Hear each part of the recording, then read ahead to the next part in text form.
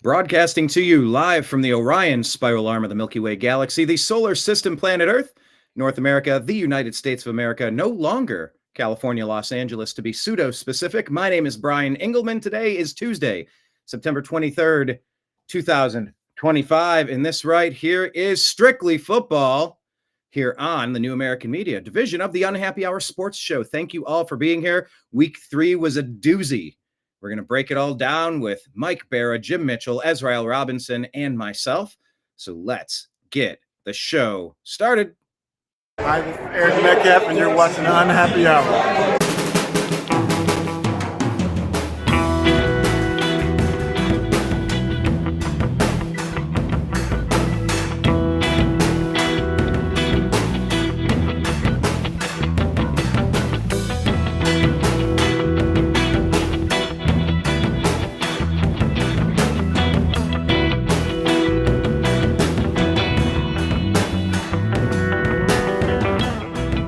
New American Media is proud to present a division of the Unhappy Hour Sports Show, Strictly Football.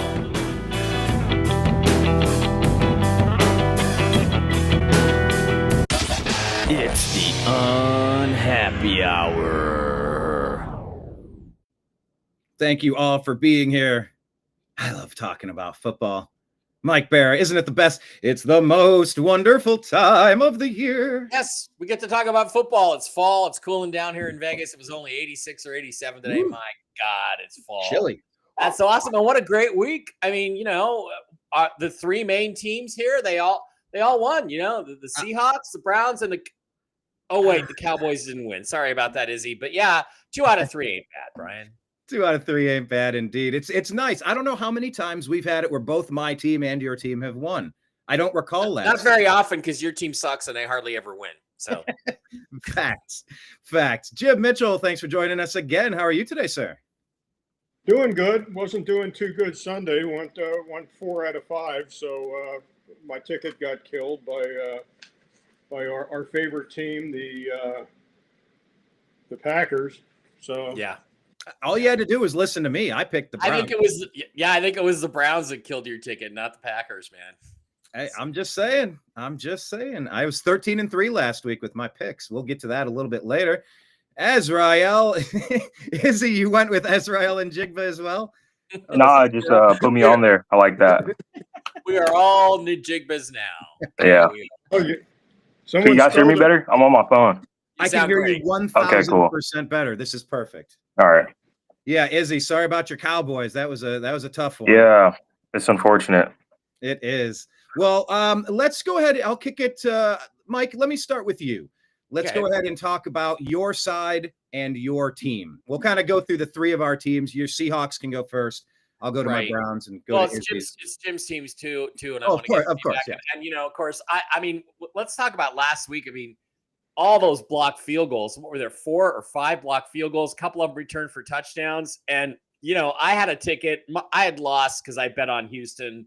I'm not betting on CJ Stroud or Houston anymore. As much as I love CJ Stroud, that team is a mess. So that's not going to happen. They are a mess. But I mean, imagine literally, I had won that game. I had the Rams up 3. The line was 3.5. The Rams were only down 2. Last play of the game, they're going to kick a field goal, right? And I win no matter what. If he misses the field goal, I only lost by 2. I win my bet.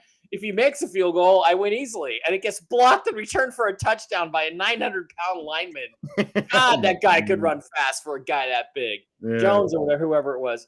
Absolutely amazing weekend of him. That's why we love football and stuff like that. But getting to my Seahawks, there's not a lot to say about it other than they were completely dominant. And, you can say what you want. I don't think the Seahawks are really all that good. But as I said before, don't overreact to week 1. That's not who the Seahawks are. They've shown much better in weeks 2 and 3. They played much harder. And the thing I love about them, and Jim will comment on this probably, is how much more disciplined this team is than it ever was. Pete Carroll's teams were the sloppiest teams in the league. All these penalties, all these stupid plays, all this crap is always tolerated by Pete Carroll. Now that virus has transferred here to Las Vegas and infected the Raiders. Seahawks have a couple key things here. They've only had 2 offensive penalties, I believe, in their first 3 games. That's phenomenal. Never would have happened under Pete Carroll. The other thing is they're number 2 in scoring defense right now, which is a phenomenal improvement from where this team was, both in terms of personnel and scheming. So I think Mike McDonald's coaching is beginning to hit. Let's face it, the Saints were not much of an opponent. That was Joe Frazier versus Ron Stander. There wasn't really much hope. But to their credit, the Seahawks executed. And another thing I thought was really interesting, Jim, is Pete Carroll would have found a way to make that a close game. Because Pete Carroll made every game close by his passivity, his dropping into zones, his taking his foot off the throat of the opponent way too early. And I'm just really glad to see a coach who has a killer instinct. I don't care if we're up 35-10 at halftime. We're going to keep doing the things we're doing successfully. We're going to keep throwing the ball. That's what impressed me. And as a Seahawks fan, I don't think we're as good as the Rams, but the Rams took it in the nards, on that play. So, I'm feeling better about my chances of winning my NFC West division bet this year. Jim, how did you feel about the game? Yeah, definitely. I mean, Frisco's at the top of the division right now, 3-0, but they're decimated by injuries. I mean, it's just piling up. I mean, Nick Bosa's out for the year now. It's a shame. I mean, he's just one of many injuries that are out for the year.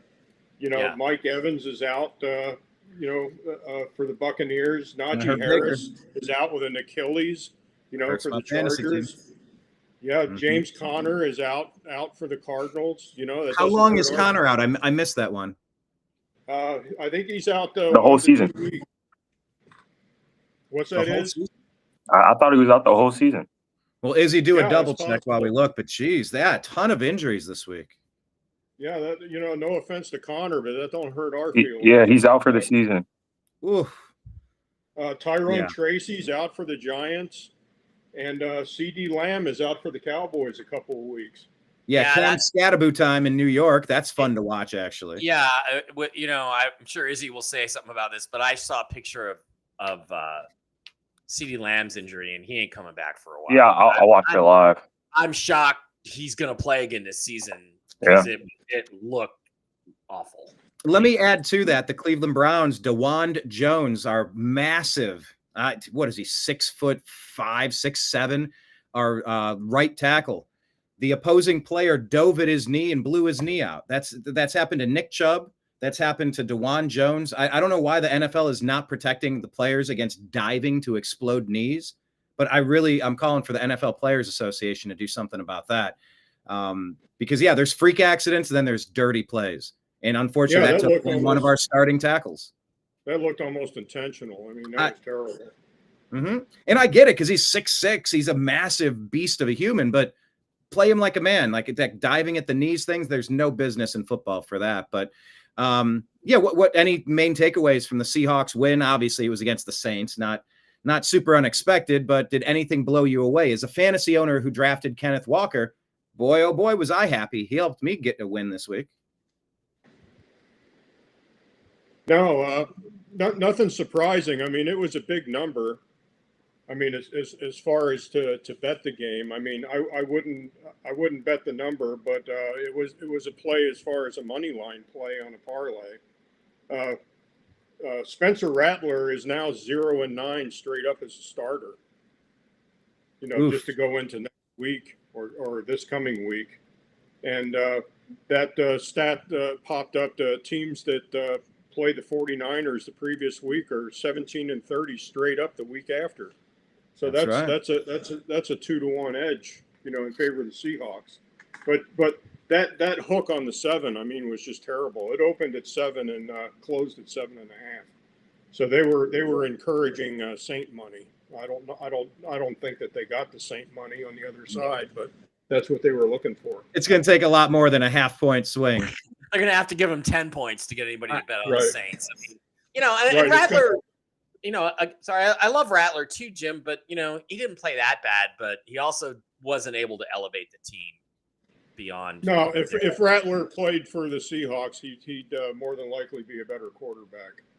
Well, yeah, I think he'd be about equivalent to Darnold. I don't think there'd be a whole lot of difference except for their paychecks. Well, but, before they drafted Gray Zabel, I mean, the year before we wanted them to draft Rattler. Both of us were asking for Rattler, and it didn't happen.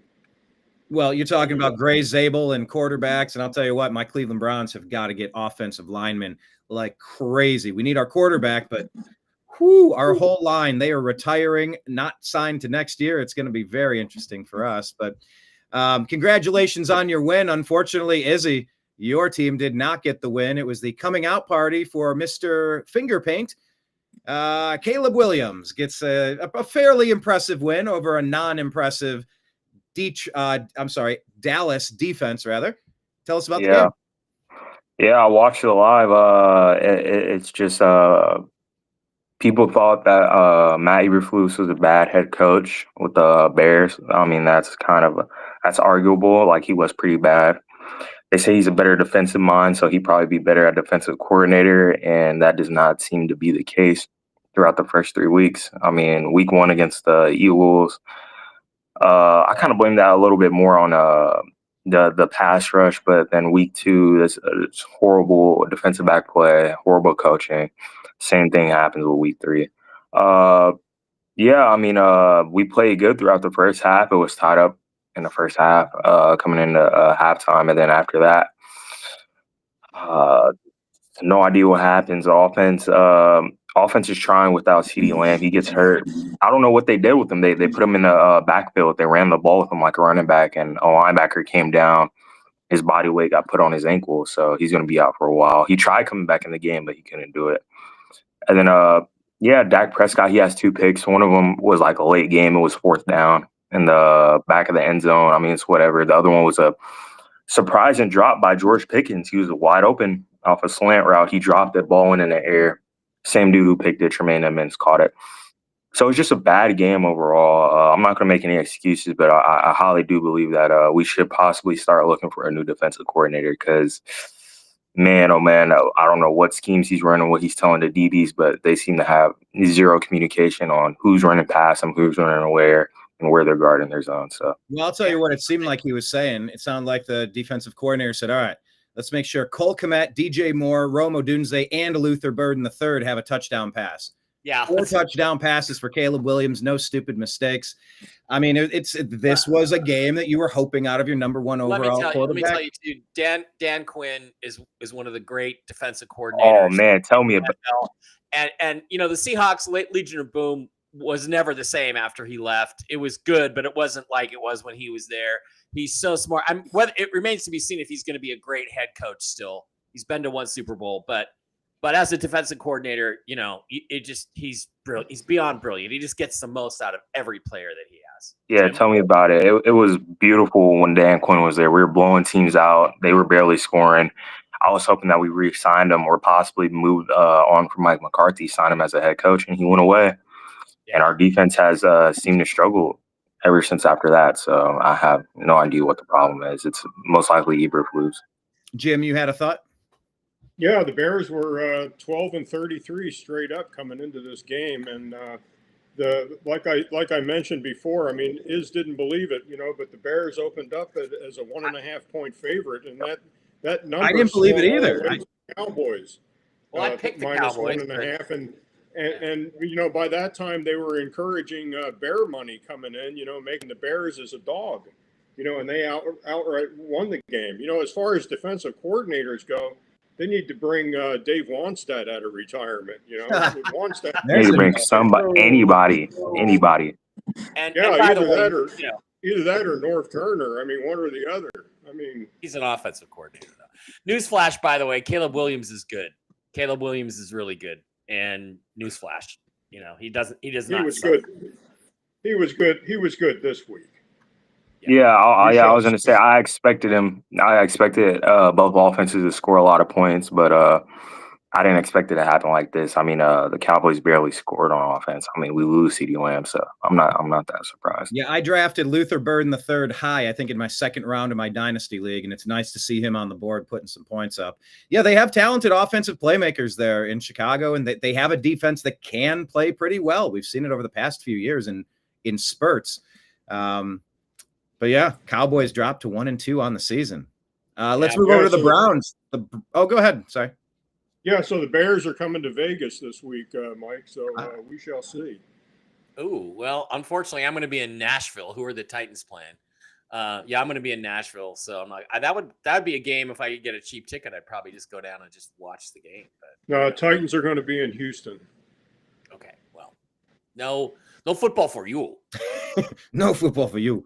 Well, hey, there was football for the Cleveland Browns. This game was a bit of a train wreck. The Browns defense was playing very well because if you haven't noticed, we are the best defense in the league, and they're talking all-time best defense of all time.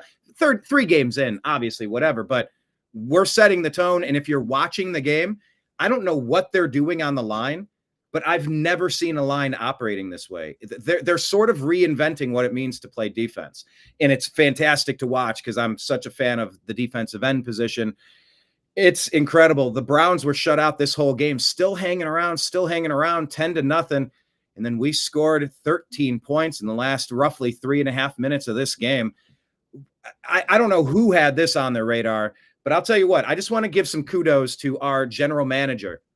Andrew Berry had a fantastic draft. Carson Schwessinger with the at middle linebacker. He's an instant starter, looks to be Pro Bowl quality. We have Quinshawn Judkins that appears to be the bell cow running back of the future. We slid back to get Mason Graham, who's absolutely dominating, teaming up with Myles Garrett on that line as a number 5 overall pick out of that team up north. And we pick up the Jacksonville first-round pick next year. We have 2 quarterbacks, Dylan Gabriel, who's just waiting in the wings. Will they play him over Flacco? Not this week, but they're looking for some mobility out of the position. And Harold Fannin Jr., not to mention Shedeur Sanders. This draft is a fantastic draft. I just want to give some roses and some kudos to our general manager who screwed up the Deshaun Watson trade so badly and bailed on Baker Mayfield way too soon. But my God, that defense was fantastic. We blocked a Packers attempt to kick a field goal and win the game. And Joe Flacco and the team were able to make a quick 10-yard, 12-yard pass across the middle. Barely had time to spike it, clock it, and we have rookie kicker on top of all of the things that our general manager did right. He got Andre Schmidt. Obviously, he lost us the first game of the year, but this guy kicked a 55-yarder. His time expired to win at home in a redemption game. So many storylines. This defense looks absolutely filthy, and they're still getting better with all these rookies. I have reason to have some hope finally in Cleveland. We knock off the Packers 13-10. Any thoughts on this game? There were a lot of things. You had your hand up first, James. Yeah, this line opened at 8.5 Packers at Cleveland. And I personally think there was a lot of wise guy money on this because it went from 8.5 and immediately went to 7.5. You know, which they were encouraging Packer money to come back on the game. But I think the wise guys were actually on Cleveland this week. And as far as your defense is concerned, I mean the over under I believe was 44.5 on this. And God, that's a double what it came out. Yeah, what was the total? 23? Yeah, 23. The Browns have the best defense and the worst offense at this moment. If you like over unders, I mean, I'm not touting it this week. I mean, they've got the Lions this week, and the Lions just seem to be putting up points on the board. I mean, at will. So I would probably stay away from the over under on this, but the under on this game was definitely the play. All right, Mike. Well, I saw a lot of the game. It was an exciting game in a sense. You know, it's one of those low scoring 1970s 13-10 games, you know, that they used to play all the time in the NFL without the weather. But it was a fun game to watch. I mean, congratulations to your guys. It showed that the Packers are mortal, right? And defense, you know, number 1 in yards. Yeah, to me, scoring is defense. And I think, you know, I don't get why anybody rates anything, you know, the number 1 defense in yards is not, that doesn't mean anything because, you know, it doesn't account for garbage time. It's scoring that matters. How do you keep teams down? And the Browns are still really good at that. But I mean, your pass rush is phenomenal. Contain Jordan Love. That was the key thing. And just an excellent excellent overall game. And you guys had a block kick in this one also, one of the 4. Yeah, the Packers had a chance to essentially win the game, essentially turn it into something much more difficult. It's kicking a 55-yarder is a lot easier than scoring a touchdown. Yep. But yeah, I mean, they had two guys. Denzel Ward went full Superman mode off the side, and I think it was maybe Aiden Huntington got his hand on it. I mean, that undrafted free agent, another Andrew Berry score from this year. Yeah. We've had to build through the draft and by creative measures, and I got to give Andrew Berry credit in his flowers this year, because we've been playing with our hands tied behind our back with that Deshaun Watson deal, watching Baker. By the way, Baker's thrown the most touchdown passes since he's arrived in Tampa out of any quarterback in the NFL, while we're still looking for an answer. So it's interesting times in Cleveland. But yeah, it was a very interesting, hard-fought game, and this defense is going to keep us in damn near every game this season. We held Derrick Henry to no yards on the ground. Game one, we held them to no rushing as well against the Bengals. Izzy, what did you take away from this one? Well, I'm one of the two people here that chose them to win, so I'm not that surprised.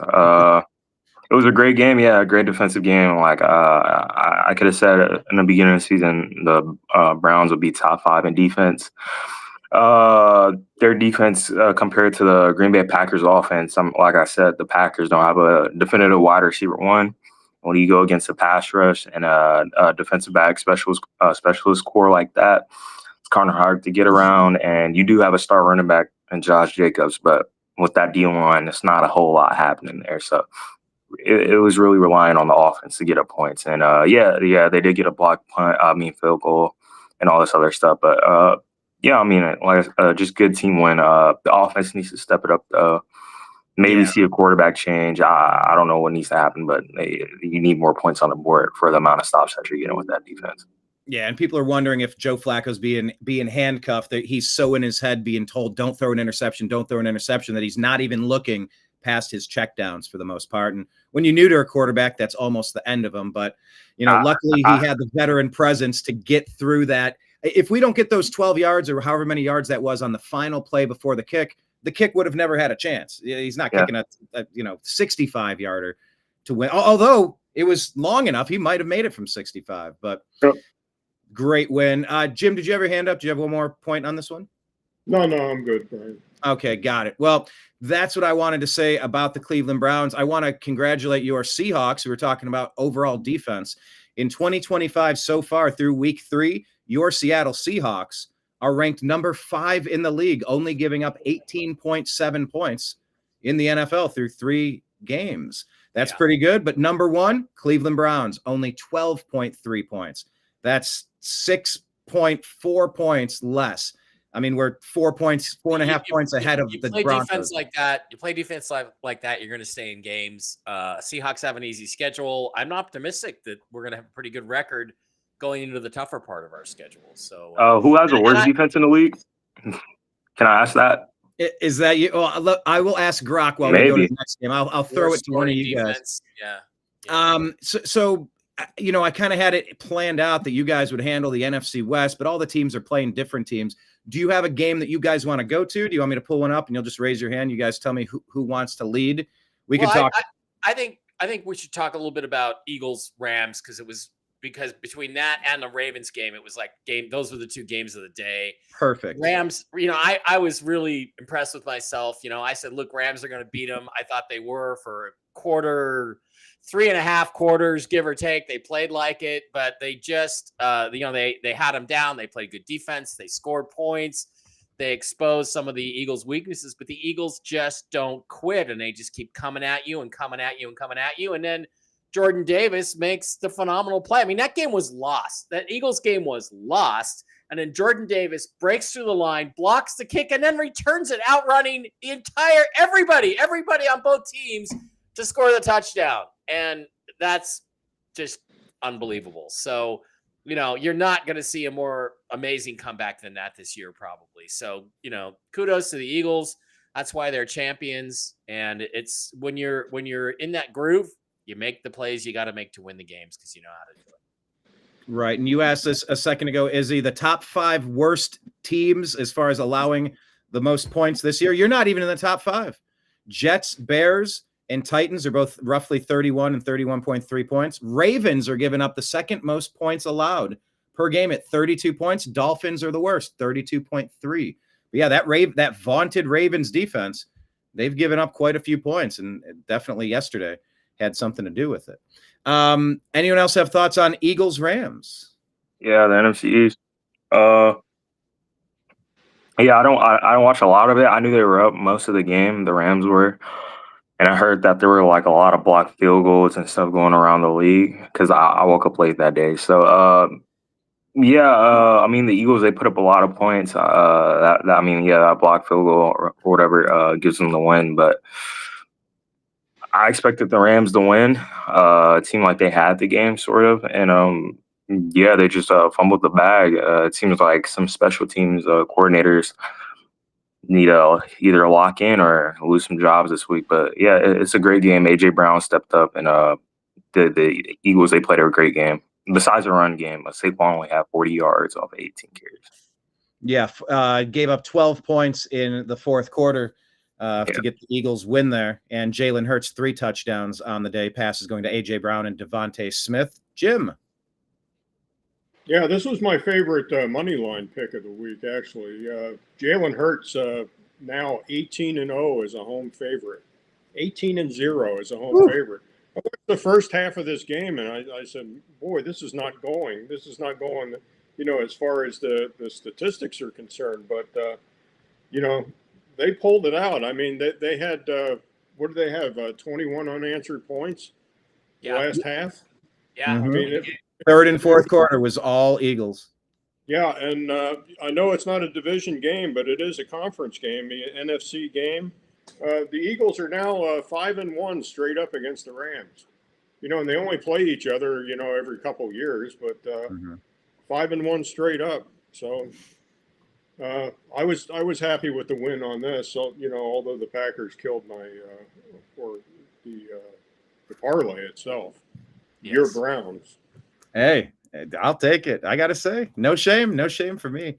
Let's stay on the West. Let's talk about Cardinals and 49ers. All right. So we briefly touched on the fact that they're still undefeated. 16-15. Mike, you surprised it was as close as it was? No, I expected it to be a low-scoring, close game like this. That's pretty much the way it played out. Mac Jones showed us he's still Mac Jones. He's not really a great player, but he's good in the Shanahan system. So good for him. He did okay. But, Kyler Murray wasn't quite able to get the job done. Look, here's the bottom line. The Cardinals had the ball back with about, 3-4 minutes to play. All they had to do is get a first down, and the game's over, and they couldn't execute it. They had to punt back. They played soft. The 49ers come right down, get into field goal position, and win the game. But look, the 49ers are a mirage. They're a walking corpse. They're like a zombie division leader. I think it's only a matter of time before they start losing the games because they've just got so many guys that are critical to them injured. I mean, Bosa's now out of the game. Look, I'm sorry. If you don't have Nick Bosa, you might not even have beaten the Seahawks in week 1 because he might not have been there to make that play to knock the ball out of Darnold's hand. And Seahawks might have actually come back and won the game, even as bad as they played. So without guys like that, with all the injuries they have, and we're just waiting on Christian McCaffrey's first injury of the year. They're not going to stay up there. So, from a division standpoint, I would have preferred the 49ers lose, that the Cardinals win, because then they would be more relaxed on Thursday and not really feeling desperate to get a win. Now they're going to be more motivated to win.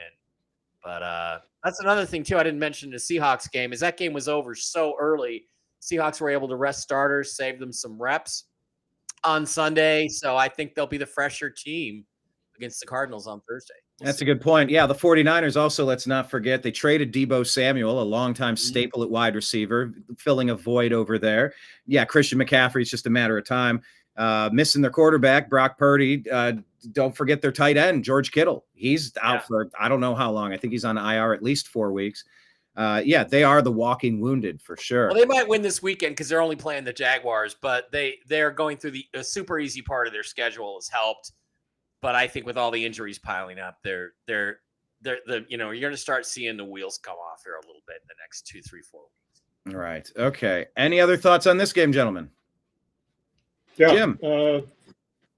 This game opened at 1.5 Santa Clara, and it was bet up to 2.5. Encouraging Arizona money to come in, and it closed at 3. But even if you had taken Arizona at the beginning of the week, you were still a winner at 1.5 because it was a 1-point game, 15-16. But there was that looming stat. Kyler Murray is now 4-13. Is actually 4-14 now, straight up after a win, and they had won the previous week before. The curse I of believe Kyler. they beat the Saints. So it continues on. yeah, Izzy, a do you lot have of any the thoughts on stats this one? revolve around Kyler Murray. And Mike is correct about the 49er Jaguar game, by the way. The 49ers historically own the Jaguars. I believe they're 4-0 straight up against the Jags. Yeah. Well, let's all keep in mind that when the Browns slid from number 2 to trade away where the Jacksonville Jaguars took the Heisman winner, Travis Hunter, we went back to number 5, picked up Mason Graham, but we got Quinshawn Judkins thrown into the deal and next year's pick for the Jaguars. So I want the Jaguars to lose every single game imaginable this year so we can get a super high pick. That's for sure. Izzy, this is a West Coast team. Do you have any thoughts on this or just move on to the next one? A little bit just about the teams. Yeah, the 49ers, like I said, they lost key players during the offseason. Now they lose more players due to injuries during the regular season. So I completely expect them to start dropping in the division. And the Cardinals, they just can't click it. First it was Kyler Murray can't get the ball to Marvin Harrison. Now Marvin Harrison can't make plays for Kyler Murray. So it's just a weird thing that's happening over there. So, yeah, like I said, I expected either the Rams or the Seahawks to win the division and the Cardinals and the 49ers come in last, especially with Nick Bosa getting hurt. And about that Jaguars, for the pick'em, I will be choosing the Jaguars to beat the 49ers this week. All right. There's a little preview of that. All right, Mike, let's bounce over to this one. Bills and Dolphins. Bills got the job done, but it was maybe a little closer than we thought. And people are wondering, should Tua maybe ride the pine a little bit, go to your backup? Who are they going to go to? Who are they going to go to? And I saw one thing, look, again, the better team won. It wasn't really in question. The Dolphins kept it close. But Tua's last interception there, Kurt Warner's been talking about that. And he said that Tua didn't do anything wrong on that play. He's got to read, this guy first, the outside safety, and then the middle linebacker. And, that he really didn't feel like it was on Tua as much. And he said, you've only got so much time to process so much information. Yeah. And that was his go-to at the moment. The guy just made a great play, and people were, going after Kurt Warner for that. I'm like, look, if Kurt Warner's a Hall of Famer, Russell Wilson's a Hall of Famer. I'm going to say that. But Kurt Warner is a Hall of Fame quarterback. So and Mike, in this day and age, anybody can pause a freeze frame and make it look like he was wide open. That's what Odell Beckham Jr. did to run Baker Mayfield out of Cleveland. His dad made a mixtape. Exactly. But what if his first read is this way and the guy's wide open over there? That's what they tried to do to Russell Wilson in Denver too. Is look, and Mark Schlereth, who now trashes Russ every chance he gets because he's friends with Sean Payton, pointed out in one game, his first season, he's like, his first read is to the left. And by the time he comes back to the right, the guy's covered. So these things happen, the football players know more about it. I don't blame Tua too much. I don't think they have a lot of hope. I think the problem there is the coach. We've got it now lined up. First coach to go is probably going to be Mike McDaniel. Second, Jim thinks it's going to be D'Amico Ryans, the Houston. way they've started. They're terrible. Third, He's I'm going to next. throw Brian. Now that Brian Dable has benched the guy who just threw 450 yards 2 weeks ago and 3 touchdowns, now that you've benched him to go with a rookie, I think Brian Dable's now third on the hot seat. So he's just trying to save his job, So hate to keep bringing it back to my guy Russ, but how do you make decisions like that? And I've looked at the fourth quarter. Oh, Russ just threw the ball away 3 times in that last drive. Well, first of all, even if they scored a touchdown, they're not going to win the game on that drive, by the way. And you look at the 22, and there's nobody open. Yeah. And that's been happening with Joe Flacco. Our receivers aren't making any separation. Where's he going to throw it to? Yeah. So who's he supposed to throw it to? So by the way, I'm hearing the rumblings that they might want to go to Zach Wilson. You know how some of these players, like your Sam Darnolds, your Baker Mayfields, you can have a resurrection, but Zach Wilson, really? I don't know. I haven't given up on him neither. Yeah, I mean, you No, never I'm just know. And gonna then Quinn look, I'm just Ewers gonna sitting play his third Tua. string. I'm just going to play Tua till the wheels come off. You know, I'm just going to and give him a Well, chance because the guy has talent. There's no doubt about that. He does. He does. Who else? Anyone else thoughts on this game? Nope. Okay, let's move along to the next one. See, I like this. We're keeping it pithy. We're keeping it flying here. All right, how about the surprising 3-0 Indianapolis Colts? More than doubling up the Tennessee Titans. Not super unexpected, but seeing the Colts at 3-0, scoring 41 points. Jonathan Taylor, 102 yards, 17 carries, 3 touchdowns on the day. Daniel Jones, Danny Dimes doing pretty good. They're calling him Indiana Jones now. Jones. What can you say? What can you say? Izzy's right. Colts look great. Yeah. The running game is allowing Daniel Jones to do a lot of play action, and he's not in forcible passing situations. He seems to do great. And I've seen him have some great games. So good for him. It's they're rolling. Yeah. Like I said, I'm high on this team. I mean, they scored 41 against the Tennessee Titans, respectively. But yeah, like I said, O-line makes a team. And the Indianapolis Colts have a pretty darn good O-line. And when you have a quarterback like Daniel Jones, of course, he didn't show it with the Giants because of the O-line. Now that he gets an opportunity, he's one of those players who's taking advantage of that opportunity and who's making it work in his favor. Especially, Jonathan Taylor. I'll give him credit too. When you do have a running back like that, it's kind of hard to pick your poison. So he had that long touchdown run. I mean, he was like a pinball. He was bouncing off of things like a pinball. Yeah, exactly. And he did the same thing at Wisconsin in college.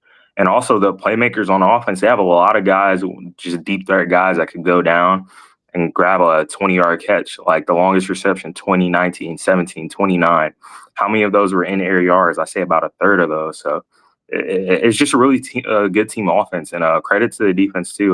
They're playing good so that they can keep the scores low against the opponents they're playing against. Yeah, I don't know if the 72 Dolphins are necessarily looking in the rearview mirror at this team, but you know what? You never know. That's why you play Indiana Jones. Indiana Jones. He might be playing like Arch Manning. This is what they think Arch Manning looks like. Hey, now. Jim, any thoughts on this one? Arch Manning. Yeah, taunting a D3 guy or whatever. Betting wise, this game was a gift. I mean, it was just tied up in a bow. I mean, the Titans 0-9 against the spread at home. Now 0-10 against the spread at home, and division game.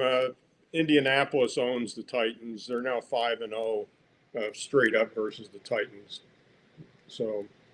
It was a good game to bet. It was a good game to bet, given the points, even though it went to 4.5. All right, let's move over to Vikings, Bengals. The Jake Browning era has begun with a whimper. Cincinnati, formerly undefeated, drops to 2-1 on the year. Minnesota, kind of underperforming, really put a whopping on them, 48 points. They improved to 2-1 on the year. Mike Bara, the Vikings. Well, we found out Carson Wentz is a lot better quarterback than Jake Browning, number one. Carson Wentz had a great game. They looked really good. I think he's better than J.J. McCarthy, honestly, and I always have, so I expect he'll be their quarterback going forward. I think you give Carson Wentz ideal circumstances, he's going to have a Sam Darnold-type season. So, good for him. I've seen Carson Wentz play really well at times in his career, so glad he's still in the NFL. Glad he's got another chance. Look, Cincinnati, you are wasting all of this talent. And look, here's the thing. I hate to keep, again, bringing Russ up into it, but look, if the Giants aren't going to start Russ, if they don't want Russ, who threw for 450 yards 2 weeks ago, and what is probably, if not the best quarterback game in the NFL this year, it's the second or third best. You want to bench that guy, great. If Cincinnati, if you got any brains, just go trade for Russ, put him there. Yeah, the offensive line isn't good. Russ is going to get killed at times, but he's also going to be able to get the ball to these guys that you're paying and maybe save your season to some extent. So I like to see that trade happen. Yeah, both The Jameis Bengals- Winston and Russell Westbrook are Russell the Westbrook. Bengals- Russell, Yeah, or a team like Cleveland has quarterbacks to trade. The Bengals got to do something. They aren't going to trade in the division. Russ makes a lot of sense. Anybody makes a lot of sense. Didn't love Jake Browning. I like Jake Browning, but he's clearly not up to the task. So let's, they if they don't go get a quarterback this week, it's because they're cheap. So interesting situation there in Cincinnati. indeed, gentlemen. Jim, Izzy, any thoughts? Yeah, Cincinnati. that's all you, Jim. Jim, go ahead. Go ahead, Iz. Yeah, last week I said Carson Wentz was going to get 4 touchdowns. He only got 2, but it was more credit towards how many points they were going to put up with the offense they had. I mean, they did go against Jake Brown, and their defense did have an amazing game. But, yeah, I feel like Carson Wentz is the better quarterback over J.J. McCarthy.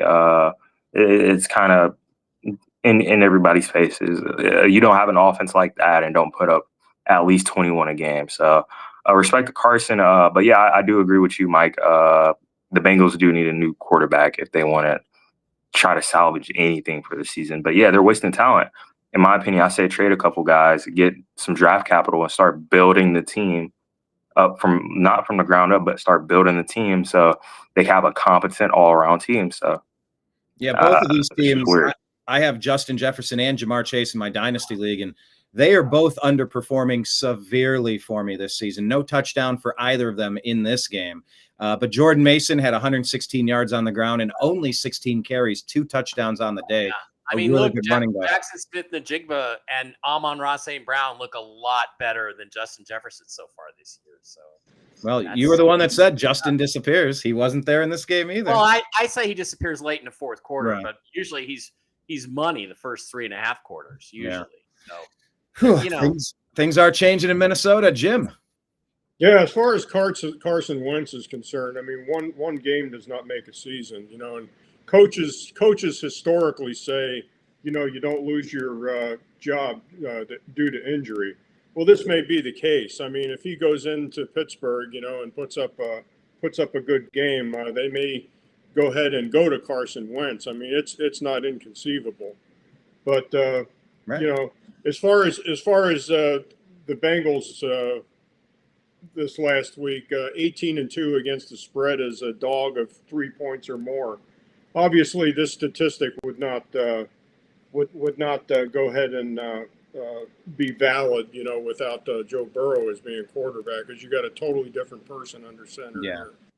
So, but I wouldn't anoint Carson Wentz after 1 week. That's fair. But you're right. It's sort of up for grabs. I mean, yes, they invested high in their draft pick, but he's injured. If Carson can string a couple of really good games together, hanging 40 on teams, how would you sit that down? You wouldn't. I don't think you would. Wentz's MO is he gets, as Mike can probably attest, he gets overconfident, as the games go on, and then he starts throwing interceptions. He thinks he can thread the needle every time, and he can't.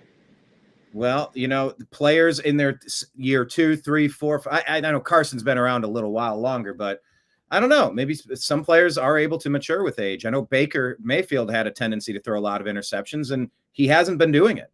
He's been throwing the touchdowns without the big mistakes. Well, let's talk about Drake May and Aaron Rodgers. Freaking Steelers, man. They just find ways to win games every doggone season. They're 2-1 on the year now.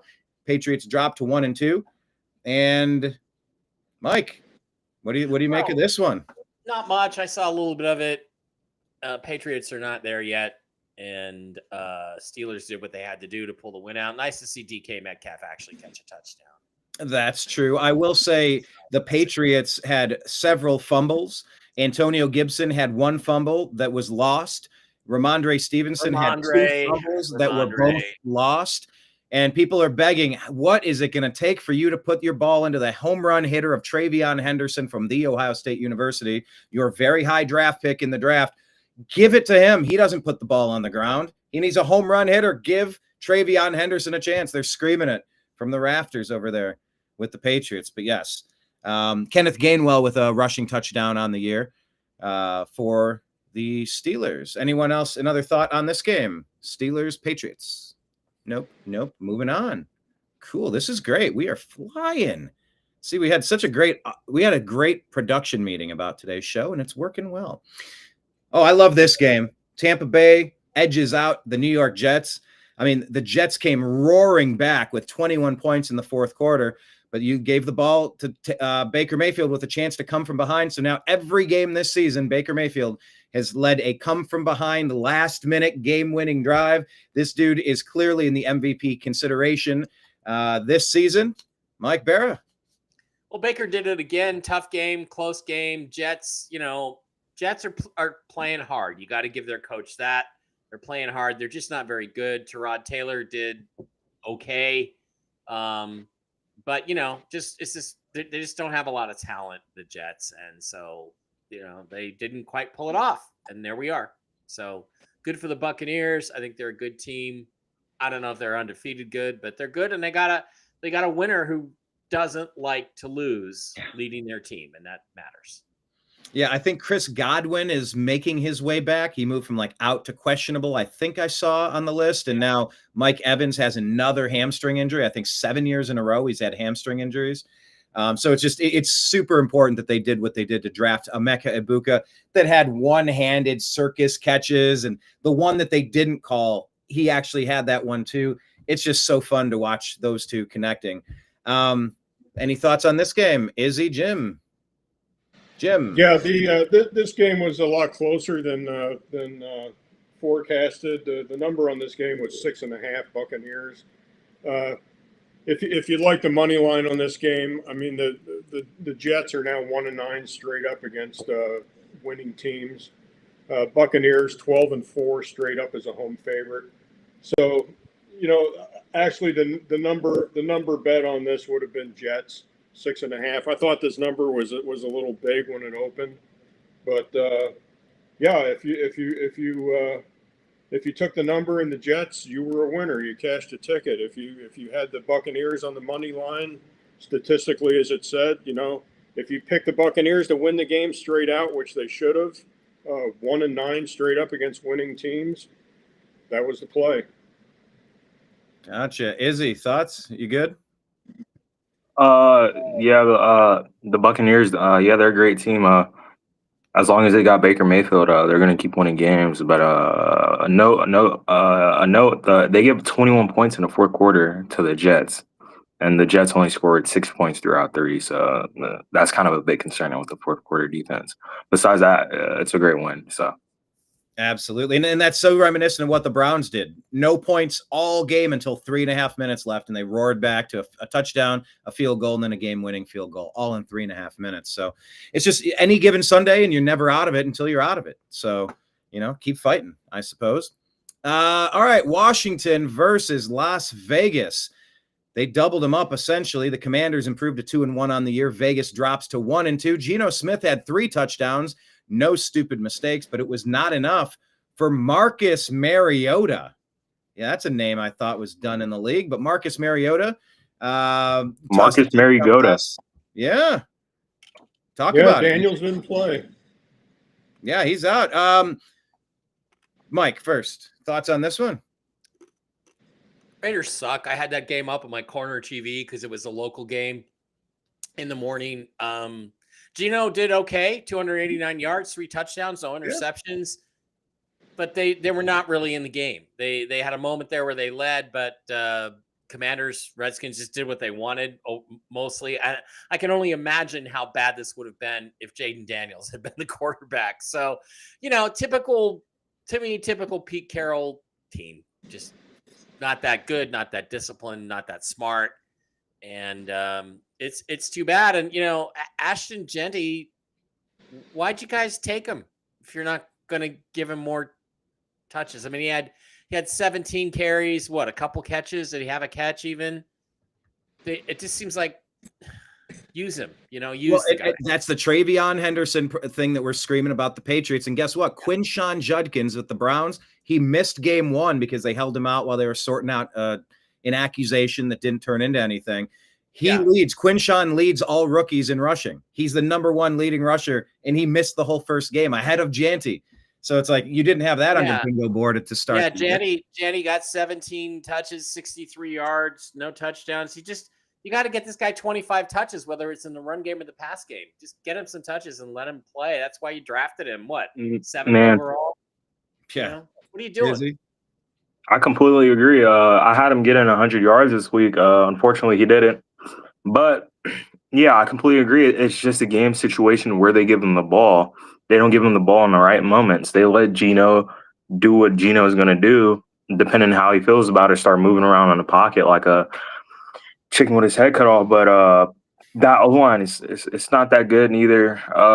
It's kind of hard to run the ball. But even when you give Genty the ball, you see flashes of what he can be. And then what's the point of drafting a guy that I can agree? Yeah, he gets 17 carries, but in what situations are those carries in? Are those vital carries that can help the team? But it doesn't seem like it. Even if his O-line's bad, he still shows you that what he can do. So, yeah, I completely blame Pete Carroll and Raiders' struggles this year. And by the way, this was a problem in Seattle, too. They just didn't get the ball to their guys at the right time in the right situations. And it just offensive talent, but they just didn't utilize it. And they went through coordinator after coordinator. It's just something about the personality of Pete. I mean, literally, I feel like Pete's probably saving Ashton Genty for the playoffs. And it's like, dude, you're not going to make the playoffs if you don't give him the ball. Playoffs? No. All right. Jim, any thoughts on this one? Yeah. Redskins 15-8 now against the spread. This is, like Mike said, this was a corner TV game. Not a lot of interest in this. Probably the most glaring aspect of this was this game went way over the total. I mean, it opened at 44.5 and final score was 65. Redskins got 41 all by themselves. Wow. Yeah. Wow. And that's without their starting quarterback. They had 3 rushing touchdowns. Jeremy McNichols, Marcus Mariota, and Ja'Cory Krosky-Merritt all went in on the ground. Also, just kudos to Trey Tucker, the Las Vegas receiver. 8 receptions on 9 targets, 145 yards, and 3 touchdowns in the air for Trey Tucker. That's huge. Yeah, the defenses were just sitting on the pines, drinking Schlitz beer all day. So drinking Schlitz. Or maybe some he does not know what Schlitz is. Schlitz malt liquor. It's good stuff. Yeah, and you'll never know because I don't think they make it anymore. All right, let's talk about. It was the 70s thing. Yes, although I think they make Genesee Cream Ale. That was always the garage beer, and like where we snuck one maybe in the garage. Genesee Cream Ale, not in the Northwest. Hey, who had this happening? Atlanta Falcons got shut out. They have Bijan Robinson. They have Drake London, Kyle Pitts. They have some players, Tyler Algier. Michael Penix actually got benched in favor of Kirk Cousins. Carolina Panthers improved to 1-2 on the year. Falcons fall to 1-2 on the year. They got shut out, Mike. 30 points for the Panthers. I bet this game. I thought the Falcons were going to win. Falcons were going to win. They were terrible. Michael Penix had his worst game as a professional. Big surprise. Jim has some road trends that I bucked because I thought the Panthers were really terrible. Panthers wanted to win this game really bad, and they played really hard. And division. I don't know what to think about the Falcons now. It was just an awful game for them and for Michael Penix. And I still believe in Mr. Penix, but even though his own team put out a graphic showing his name as Michael Penis Jr., he's still my guy. I love auto incorrect. Auto incorrect is the bane of my existence. Did you see that? Michael Penis Jr. No, Michael Penis. An X, not an S. And it wouldn't be so bad if it was Michael Penis the third. You're like, ooh, that's a penis. Yeah. But now it's like, it's a Penis Jr. You got to say it in a high-pitched voice. That's my nickname, too. So. Yeah. Didn't he get benched during the game? They brought Cousins into play, didn't they? Yeah, Kirk Cousins came in. He may be there for a while, but I don't know. We'll see. And remember, in the Yeah. offseason, the Browns were desperately trying to work a deal to bring Kirk Cousins in, reunite him with Kevin Stefanski, who was his coach up there in Minnesota. We settled on Joe Flacco instead. That's another guy to keep your eye on for the Bengals, too, is Kirk Cousins, if they can absorb the cap and if they want to pay it. I'll check their cap space in a second, but he would be a great fit for them, too, because he's so experienced and professional, as is Russ, but Russ can still move a little better than Kirk Cousins. So, we'll see. Falcons are just not a good road team. I mean, 8-19 straight up on the road. And it's a division game, so you expect Carolina to play them tough. I mean, 8-19 on the road. I mean, that not good. Not good at all. Yeah, I'm just going to tell you, the Bengals have $11.7 million in cap space, so I think they could easily absorb either Russell Wilson or Kirk Cousins if they want to make a trade for a quarterback. But they better get on it because they're going to lose their season if they don't. It's not like it's a big road trip either. I mean, they're crossing 2 states, to get up to Carolina. Yeah. I mean, come on. Division game. It's not a lot like they flew a 6-hour flight and had to play on the road at 10 o'clock in the morning. You're right. And look, I'm happy that the theoretically worst team won, because Baker Mayfield and the Buccaneers are my second favorite team now. I root for Baker forever. So now it's the 3-0 Buccaneers, and the other teams. I think the Saints are winless, and then both of these teams are 1-2. So they're sitting in a really good position, 2 games up after 3 games to start the season. Izzy, any thoughts on this one? Or I still do believe in Michael Penix, but I still don't understand why they bought in Kirk Cousins, paid him that money from last year while he played pretty good last year. But there's no reason that you should be getting blown out by the Carolina Panthers with that kind of offense that you have. There's no world where you put up 0 points. That's inexcusable, especially for that NFL team. So yeah. By the way, just to add to what I just said, they're not trading Kirk Cousins. The Falcons can't trade Kirk Cousins. It'll put them way over the cap by $10 million. Exactly. Yeah. This year, so he's not going anywhere. Now the question becomes: do they go to Cousins? Or they probably go with Penix again next week? But they do give him another shot. But man, I don't understand why you give Kirk Cousins that amount of money. And he played, like I said, he played pretty good last year, but it's just inexcusable to get donutted by that team. So, they gave Cousins the money before they drafted Penix, so it kind of mattered who was available at the moment. I'm sorry, Jim, is that what you were going to say? Yeah. Also, I mean, I know there's a salary cap and everything, but who owns the Falcons? Arthur Blank owns the Falcons. He owns Home Depot. He can scratch that check. Kirk Cousins is probably the highest paid journeyman quarterback in the NFL, next to the bearded guy from Harvard. The business Ryan Fitzpatrick, and don't forget about Sam Bradford, who played for 15 years. Kirk Cousins has probably made $200 million. Yeah. Traveling from team to team. In fact, Jim, and what you said is correct, Brian. The reason why, of course they drafted Penix, but it was after they had already scratched the check to Kirk Cousins. Yeah, and they didn't know Penix would be available at that spot. He slid to him like you don't pass up on what you thought might be a generational quarterback, and he still might be. Everybody's allowed to have a shitty game, but this was a pretty big donut against a not so good team. Mike? Yeah, right. Kirk Cousins has the Lifetime Achievement Award for stealing money in the NFL because he's been good, but not this good. Career earnings, $293 million. Oh, I was off by $93 million.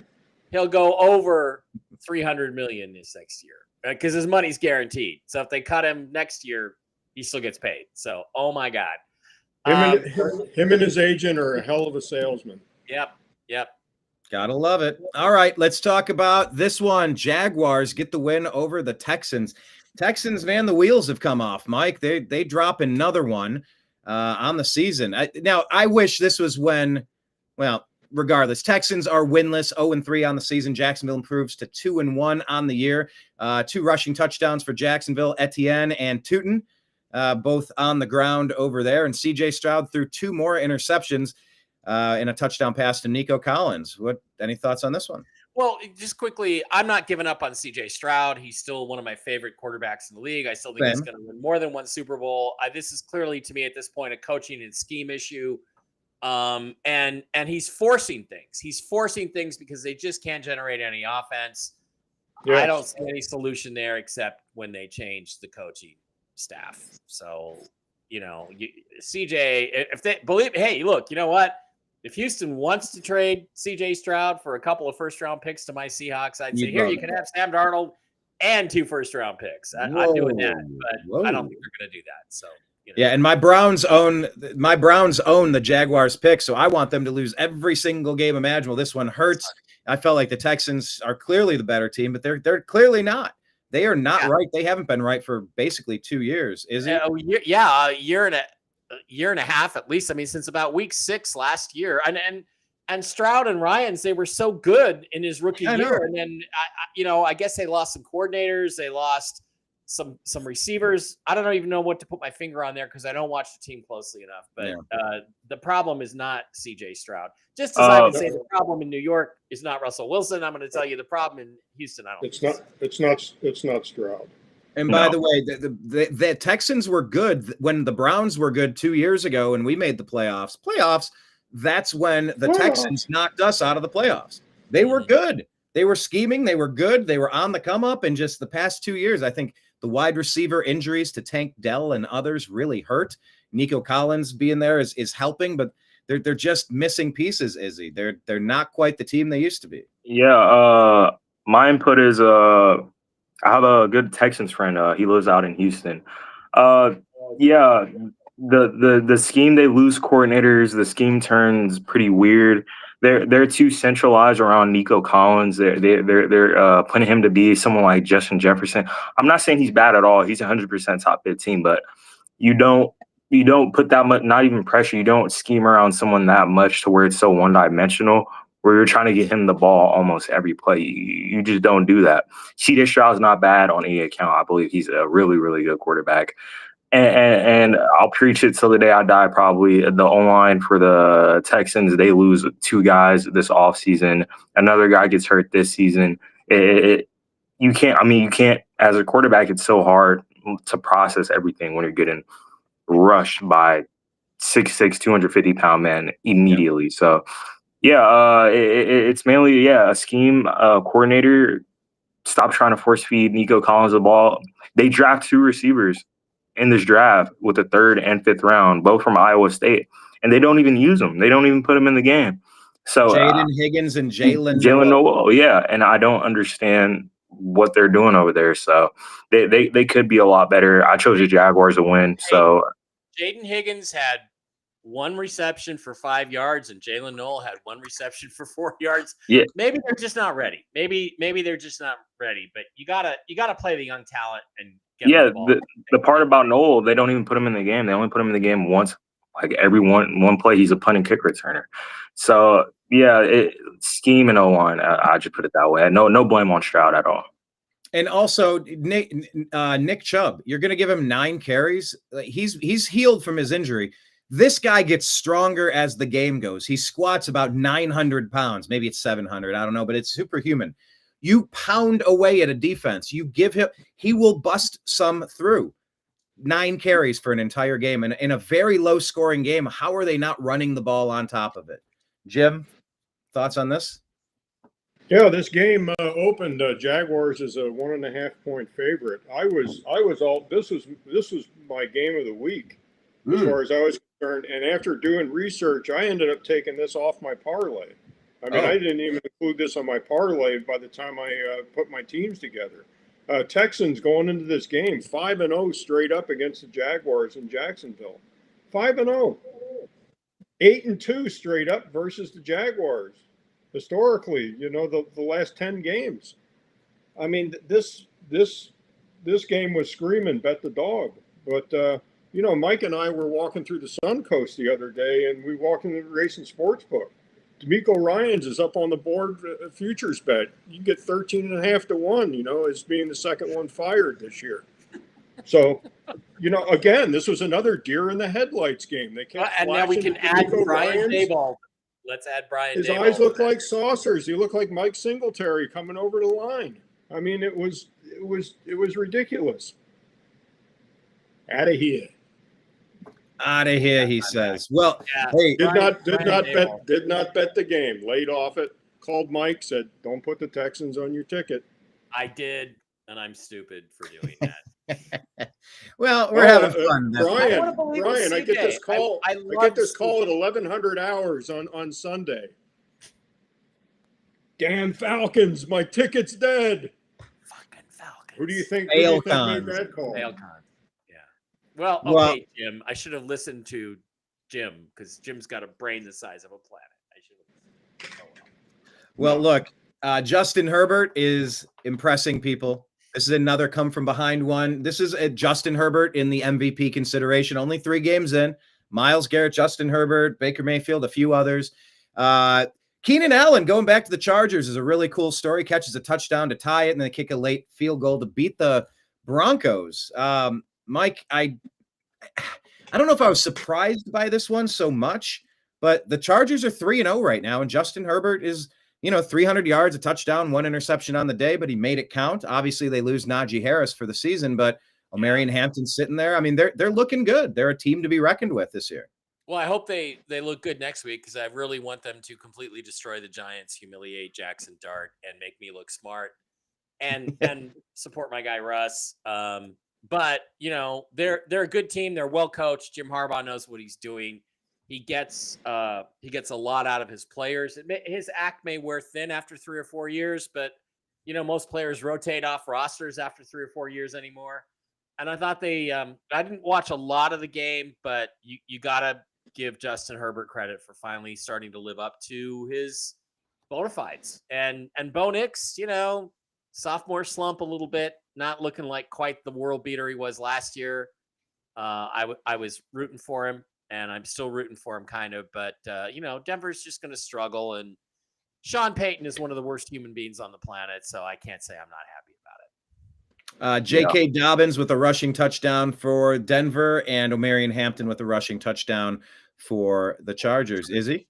Yeah, unfortunately, I'm 0-3 in my fantasy league. It kind of sucks. I got some of those guys on my team. But, Justin Herbert's been my favorite football player since I started watching him at Oregon when I was in middle school. He got drafted by the Chargers. I've always spoken highly of him. And, he's one of the best quarterbacks in the league. I've always thought that he has intangibles for it. He has everything you need. Problem has been coaching. They get Jim Harbaugh, and now they are looking solidified with the amount of receivers they have. Keenan Allen should have never left in the first place, which that seems it looks like. And they're like I said, I had them or the Broncos in the first in the AFC West, and that is looking to come true. So hopefully they can figure out, because Justin Herbert didn't have a bad season last year. Hopefully they can figure out on playoffs. That's the only way I'll put it now. But yeah, I mean, they beat the Broncos, so that's a huge one in their book. It's funny. When the Seahawks were looking for a new head coach in 2023 or 2024, I wanted Harbaugh. That was but there was so much acrimony between Pete Carroll and Jim Harbaugh and the Seahawks and the 49ers that I just think they couldn't go there. But I would have been happy to have Harbaugh because his teams play hard, his teams play smart. The guy hates to lose, and he's ultra good. Imagine what he'd do with Kenneth Walker. Oh, he'd use him like a meat tenderizer. Yeah, it would be great. Yeah. Jim, any thoughts on this game? Yeah, San Diego opened at 2.5. So if you'd liked San Diego in this game, you went ahead and cashed your ticket. It quickly went to 3, though. So on a straight bet, you would have got your money back because the number landed on 3. Donkeys not good on the road. Donkeys 6-24 straight up on the road. But that, of course, that's not under Sean Payton's rule. Right. 17-25 against the spread. Now 17-25-1. Not good. Not good at all. Not good road team. Not a real good showing, as far as a division game goes. Yep. Well, young quarterback, underwhelming results sometimes. 2 not young quarterbacks now, Chiefs and Giants. You've talked about this a few times. What have you not said about Russell Wilson in this game? that Not you much. would like to say? Not much. It's just look, you don't give up on the guy that throws for 450 yards and 3 touchdowns the previous week because of a game like this. If you put up that screenshot I sent you, it's on my Twitter. Can you put that up? It's in the background, Brian. Oh yes. This Let me is grab the it. 4th down play where Russ threw it Oh, away. I can't show it or else YouTube will yank it. It's But just- tweet it out and tag TNAM Football, and we'll Okay, share it so out so just everybody tweet check it out our But, Twitter account. I mean, again, I'm going to go back. I'm going to go to something David Carr said the other day. You can criticize Russ all you want, but who's open on these plays? I mean, he looked at all 4 of those plays on the 4th. By the way, like I said, even if they'd scored a touchdown, the Giants aren't going to win the football game because there's less than 2 or 3 minutes to play in the game. But Okay, if you're just showing an image, I think we can just show an image as long as it's not video. Nobody's open. He's trying to throw the ball, I guess, to the tight end in the middle. Everybody's covered. Nobody's open. One guy's double covered. And the bottom line is this is a team that's under-talented and under-coached. And I don't think the Jackson Dart thing is really going to work out very well. And I think Brian Daboll, what kind of odds can I get on Brian Daboll being fired third? James Mitchell. He's going to be probably not as high as Ryan's. I think he's 9.5 to 1. So I didn't even know there's gambling lines about which coach will be fired and fired in what order. And the thing is that the Chiefs. In all honesty, Brian, I'm making that shit up. All right. Yeah. But it has to be. If you'd imagine, I'd imagine you'd want to put his name on the Epstein list or something, get him fired quicker. You could Chiefs, put your fingers on the balance of the betting odds. In that game, the Chiefs were like Muhammad Ali fighting George Chuvalo, some slow white guy. You just couldn't get under the jab. They just kept him behind the jab the whole time. It wasn't even close. So just that's the kind of game it was. Yeah, as I was watching it, I mean, it was surprisingly close for a while, and then a couple of dumb plays, and then Patrick Mahomes does his patented, I'm going to run around, I'm going to go this way, now I'm going to do a spin, now I'm going to run this way and just chuck it, close my eyes. There's a 65-yard pass completion. I hate watching those. Did you see one of the things that made me love Russ was there was a playoff game against the Vikings in 10 degrees. And the ball gets snapped over his head. Critical time in the 4th quarter. Ball gets snapped over Russ's head. He turns around, he runs. He's got his mouthpiece right here. And as he runs back and picks up the ball in 10 degrees, he has the wherewithal to reach up, put his mouthpiece in, and then throw the ball 45 yards downfield to Doug Baldwin to score. They ended up scoring a touchdown on the drive to win the game. That's composure. Patrick Mahomes, he throws a lateral. It's behind the line of scrimmage. The Giants see it. They get it. One of their guys picks it up, and Mahomes runs over there and steals it out of his hands. Mm-hmm. That's a competitor. That's a smart football player. That's a guy who's got, you can call it whatever you want, savvy, moxie, intangibles. The guy is a great player. And that play, to me, that was the most important play of the game. Really, you're so right, and that happened a couple of times. They kept going back to that stupid behind the line of scrimmage live ball screen play, and it wasn't working well.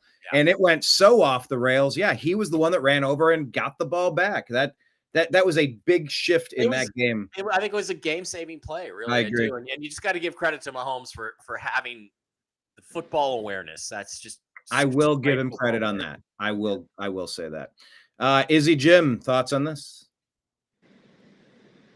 I didn't watch the game, but yeah, I don't think Jackson Dart's going to do good next week. I feel like he'll have a bad game. I do believe he'll be pretty good this year, though. But yeah, they shouldn't be switching up from Russell. Well, I mean, one thing I can say, Malik Neighbors got hurt, and that's very unfortunate for my fantasy team. Yes. Well, the thing is, is that you don't make a change like this when the rookie's going to have his first start against a Jim Harbaugh coach defense. Okay, what they should have done is just run it out another week. If they wanted to get rid of Russ, run it out another week with the veteran, because he's going to give you a better chance to win than the rookie is, and then let the rookie come out against whoever their next opponent is. Somebody who's not quite a Jim Harbaugh coach team. Yeah. And that, by the way, Mike, that's the same exact conversation that they're having in Cleveland. Well, we can't let rookie play against these juggernaut defenses. The Packers are really good. We don't want to do it in London. There's so many things a rookie has to take in. You don't want to put him in a position to fail. Yeah, and their next game is the Saints. So that's the perfect time to bring in Jackson Dart. You don't throw him to the Wolves. It's just not. I don't think it's very smart. You don't throw him to the Wolves. They should have just let Russ play one more week if they wanted to make a change, and then let Dart start against the Saints. Dart start. Well, the thing is, they're setting him up to fail. They're setting him up to look really bad. And it's an organization that doesn't really have much of a game plan. It just doesn't feel. It's a coaching staff and a GM trying to save their jobs by doing what the fans and the New York media is clamoring for. Mm-hmm. And I don't think that's ever worked out well for either a Jets or a Giants coach when they did what the media and the fans of the teams wanted them to do. It's right. Meanwhile, you look at the consistency of Andy Reid over there with the Chiefs and the Eagles going, man, if you could just get a 15-year steady, consistent, fantastic coach to lock it in, it makes so much on your team that much better. Jim, thoughts on this one? Yeah, this was the prime hedge game of the week. Okay. Mike, you're going to make up a parlay, put this game on it because this will protect your ticket. You could bet the other side and take because the because it's the late Sunday game, because it's the late Sunday game. Right if you have $100 bet, for instance, if you laid like $38 on the Giants, you get all your money back. So, I mean, the glaring stat on this game, the Giants are now 1-17 straight up on Sunday, Monday, and Thursday night football. 1-17. I mean it's gift wrapped, you know. Mm-hmm. Go ahead and put the Chiefs on your parlay and put them on the money line. Don't worry about the 6.5. Just have them win the game, and that way you can just come over the top and bet the other side and get your money back. Andy Reid and Patrick Mahomes are just outstanding in the month of September. 26-6 straight up is Andy Reid. Mahomes is 18. Now 19-4 straight up in September. Mahomes is 21-5 straight up after losing a football game. So this was the prime game to go ahead and put on your parlay if you were going to make a parlay. This was your insurance game. Yeah. And it played out how most of us expected, although I picked the Giants. That was one of my 3 losses this week. I got a question. Is Malik Neighbors out this week? Yeah, I think he might be. I think he's questionable with a quad. Yeah, questionable. Yeah, I knew it wasn't that bad, but that would explain the point spread line in that game. Yeah. All right. Okay. Final game was yesterday. Lions beat the Ravens. It was kind of close, but Lions had more than Lamar and squad, Mike. A lot of scoring, 68 points in this one. I don't know how surprising it was at the result, but it was an entertaining game. How is a team as good as the Ravens that has Lamar 1 and 2? How are they 1 and 2? And I guess it's the defense is just giving up a lot of points. And I'm checking out right now, like what's their scoring defense. NFL defense rankings. I think you hit on it earlier, Brian. The Packers. They're second worst in the league. The Dolphins have 32.3 allowed per game. Ravens are 32. Yeah, so right they can't stop anybody, which is very uncharacteristic. But Lions, none of us wanted to touch this game. I didn't know what was going to happen. Jared Goff did not have a great game, only 202 yards, only 1 touchdown. Mm-hmm. But Amon-Ra St. Brown made big catches when he had to. Who's the running back? Two of the running backs. Two touchdowns for 2 running backs for the Lions. Yeah. So, they just physically were tough enough. And that's the thing I didn't know. How tough were the Lions? And, they got Aiden Hutchinson back on defense. Their defense looks so much better. And good win for the Lions, man. Good win for them. 2 good wins in a row. Yeah, I'll watch most of that game. Browns opponent next week. So I'm wondering how that's going. The unstoppable force will meet the immovable object next week. Right. The Lions offense versus the Browns defense. This should be fun to watch. Is he? Yeah, I watched most of that game. I'm not gonna lie, it was really good. Jared Goff, he was pretty good. They didn't pass the ball a lot, but the run game. I mean, David Montgomery, I think it was the 4th quarter. He ripped for like a 80-yard run, and then he got tackled within the 10-yard line. and it was pretty crazy. Yeah, both running backs are really, really good. The Ravens, they just keep punching themselves. Like I don't understand what the problem is with the defense. I know they have names all around the defensive side, and it just seems to not be clicking for them. And yeah, Lamar didn't have a bad game. The pass rush got to him. They had 7 sacks. It seemed like every down he was getting sacked. Derrick Henry fumbled in a pivotal moment again. Same thing as last week. And oh my God, Stevenson hands. What's happening? Yeah, exactly. I had no idea what's happening with Henry, but completely winnable game for the Ravens. But it fumbles and sacks and a whole bunch of missed opportunities. But yeah, I'm gonna give credit where credit's due. The Lions, yeah, they're really good. If they're doing that against the Ravens, they'll stay competitive throughout the year. Week 1 was a bit of a fluke, a bad game. Yeah. So, Jim. Yeah, I laid off this game. I didn't want to play it. Even it was an evening game. It was a potential hedge game if you made a parlay. But the Chief Giant game was a better game to bet than this game. This game was more of a coin flip. I think Detroit outplayed Baltimore in this game. Baltimore's defense just didn't look good at all. Glaring stat in this game, going into this game, Lamar Jackson was 24-2 straight up against the NFC. 24-2. I mean, that's a big number against playing against the NFC. He's now 24-3. 3. Yeah. Yeah. Wow.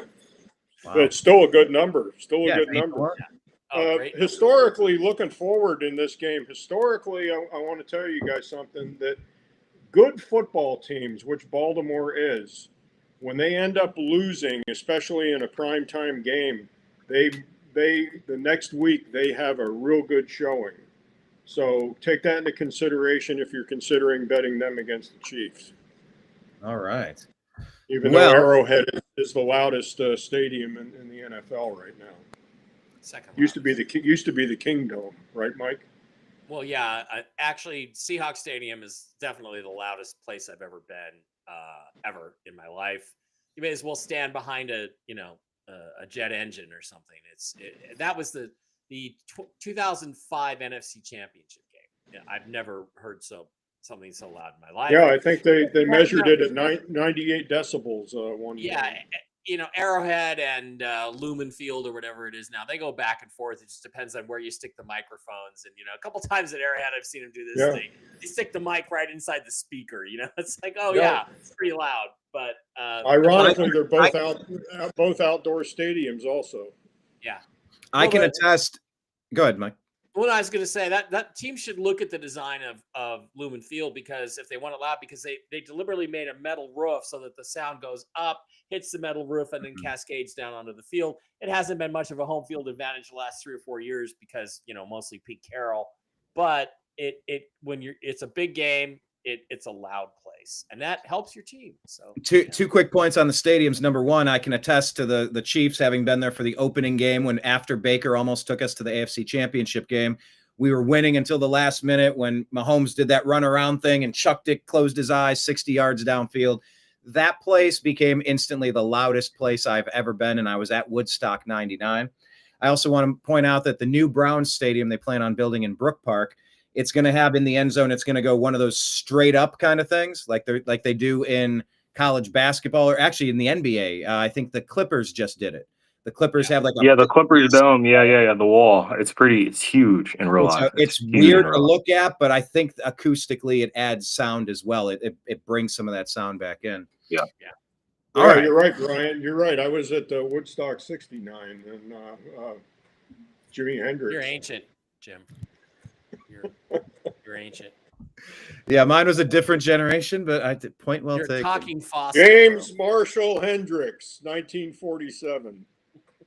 There you go. One of the greatest. All right. Well, that is last week's roundup. See, at the middle point, we were at 123. 123. We covered all last week. Could have been worse. At a middle point. I am moving as fast as I know how to be. Yeah, this kind of felt fast, I'm not gonna lie. It did feel fast? Yeah. But this was the midpoint, because now it's a measure of how much energy do we devote to the second half of the show, looking forward, all the gambling trends, the projections, and then What's so that, Mike, Jim? How would you like to handle this segment, Mike? What do you mind? Why don't you show up the screen? Okay, I can do that. Twitter feed should be my Twitter feed that has Jim's pics on it, or is Yeah, you sent it to me. Let me pull it up here. Yeah. Let me go full screen it. Can we get it bigger? That's pretty good. There we go. We can read that. Okay. Yeah. Actually, that's the wrong one. Hang on. You want me to spin to? Yeah, that's always the first one that comes out. Okay. So Jaguars Niners first? No. There's okay, hold on. Did I No, that's the second sheet I sent you. I sent you that abridged sheet, Mike. Yeah. Let me do. You can't do a screen share like Brian. I'm just going to screen share my screen. Yeah, I can pull your screen up. Let me switch to That'll have all the. Yeah, there it is. The extra Seahawks. Oh, what did you tag me on next? That was a different one. It's fine. Okay. This will work. All right. And if we can move the New American. Yeah, I'm going to pull this one off. I got it. All right. So there you go, Jimbo. Seahawks, Cardinals, props, and information. Not prop bets, but information for tonight's game. We're going through the picks here. Yeah. All right. Seahawks, Cardinals, Thursday night game. This game opened at Cardinals 1.5, and it is still 1.5 as of now at the Suncoast. Over/under is 43.5. It's going to be an indoor game. Seahawks are 7-0 straight up versus the Cardinals. They are 4-0 straight up versus the Cardinals in Tempe. Teams that play Santa Clara the week before are 17-31 straight up the week after. The Cardinals got to play the 49ers last week, and they lost by 1 point. This will be a number one play on a parlay this week. Yeah. I like the 1.5. I'll go ahead and I'll take the 1.5. So we're not looking at a money line bet. So that'll bring the odds up on a parlay ticket.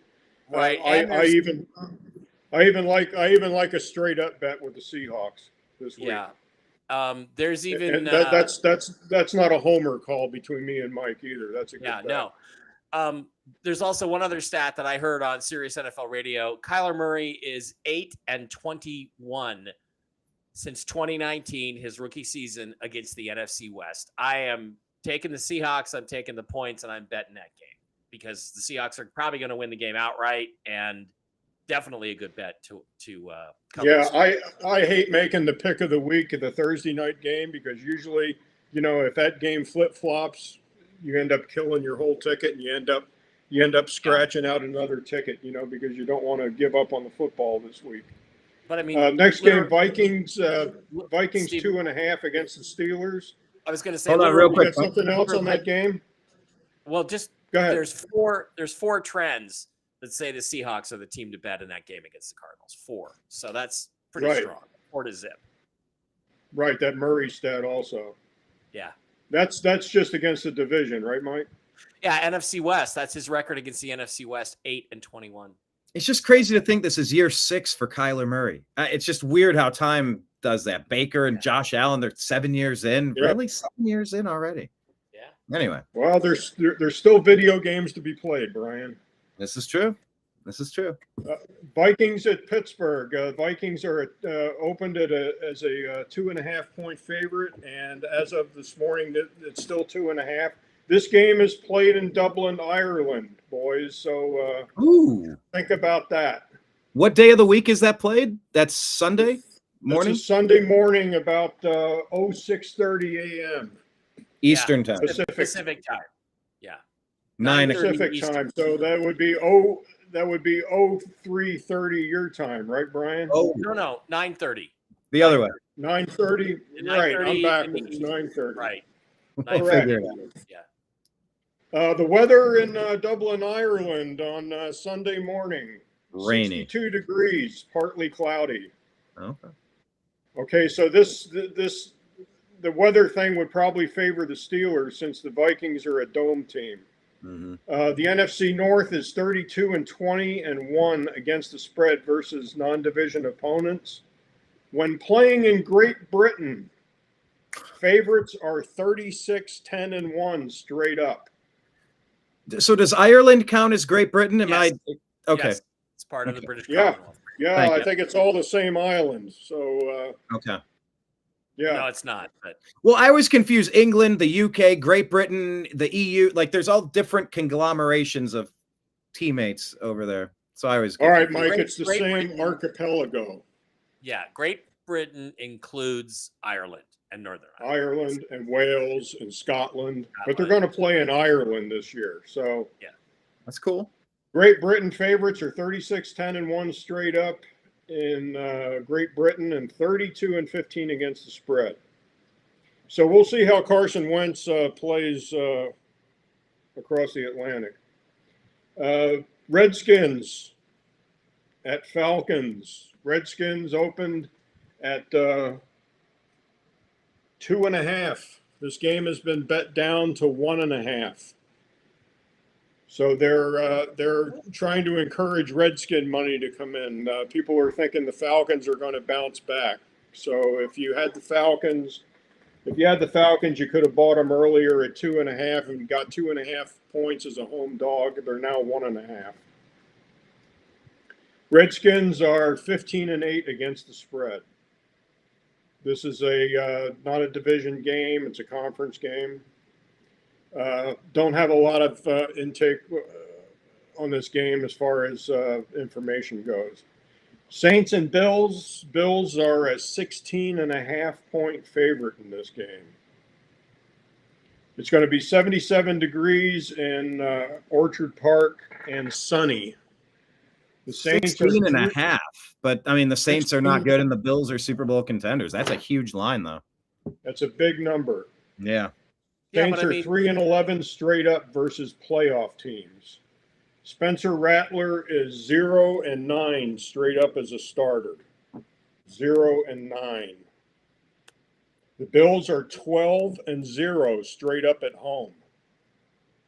Bills are 14-9 against the spread. They are 8-2 straight up against the NFC. Favorites of 4 points or more are 17-2 straight up. Double-digit favorites are 17-2 straight up also, but they're only 10-9 against the spread. This game screams money line. There is no way in hell I'm laying 16.5 against another NFL team. what do they lose? They are. But Jim, they lost by 31 points to the Seahawks last week, and the Bills are better than the Seahawks. And I don't see the Saints getting better in 1 week. I mean, I don't know. Yes, they did. That's I'm not tempting, laying Jim. 16.5. I will put them on. I will put them on the money line though. All right. Just thought I'd ask. Brian's Browns at the Lions. Lions Yes. are an 8.5-point favorite. Those fools. This game opened at 8.5. It is still 8.5. Over under on this opened at 45.5. It went down to 44.5. Lions are 39-12 straight up. They are 14-7 against the spread. They are 27-10 against the spread at home. Jared Goff is 37-13 against the spread inside. Dan Campbell is 13-4 against the spread in September. The AFC North is 32-20-1 against the spread versus non-division opponents. And favorites of 4 points or more are 17-2 straight up. And by the way, to everybody out there, make sure you're on X following TNAM Football, the Unhappy Hour _ and Seahawk Boy Mike B, because these are all tweeted out on our accounts so that you can take these betting trends to the bank, hopefully. So what are you doing on this one, Jim? What do you like? 8.5? That's a big number. Maybe the under. That's a big number. I will not lay 8.5. The Lions on the money line looks tasty. The Browns are coming off a win against the Packers. They're probably high as a kite, and they're probably going to go into this game. I'm not going to say overconfident. I don't look at this game going over the total based on the Browns defense, and I don't like laying that 8.5 based on the Browns defense. So you're just going to avoid it. I'll probably end up avoiding this game. Best case or worst case scenario, I would, hold a gun to my head. I'm taking the Lions on the money line. Gotcha. Okay. Titans and Texans. This is an interesting game. The Titans are what, 0-3 this week. The Texans are 0-3 this season. Something's got to give. Texans are a 7.5 point favorite. Too many points. Titans are 10-9-1 against the spread on the road after a loss. That's a coin flip. The Titans are 3-17 against the spread overall. But the Titans are 4-1 straight up versus the Texans at Houston. The Texans are 6-4 straight up at home. And favorites again, 4 or more points, are 17-2 straight up. I like Tennessee getting 7.5 in this game. I will more than likely put this on my parlay. I like this number, even though both teams are winless. It's a division game. They're more than familiar with each other than the fact that Cam Ward is quarterbacking Nashville now.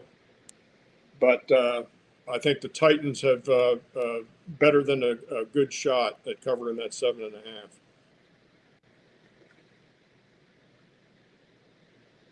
All right. Is everybody frozen up here? No, No, I'm soaking it up.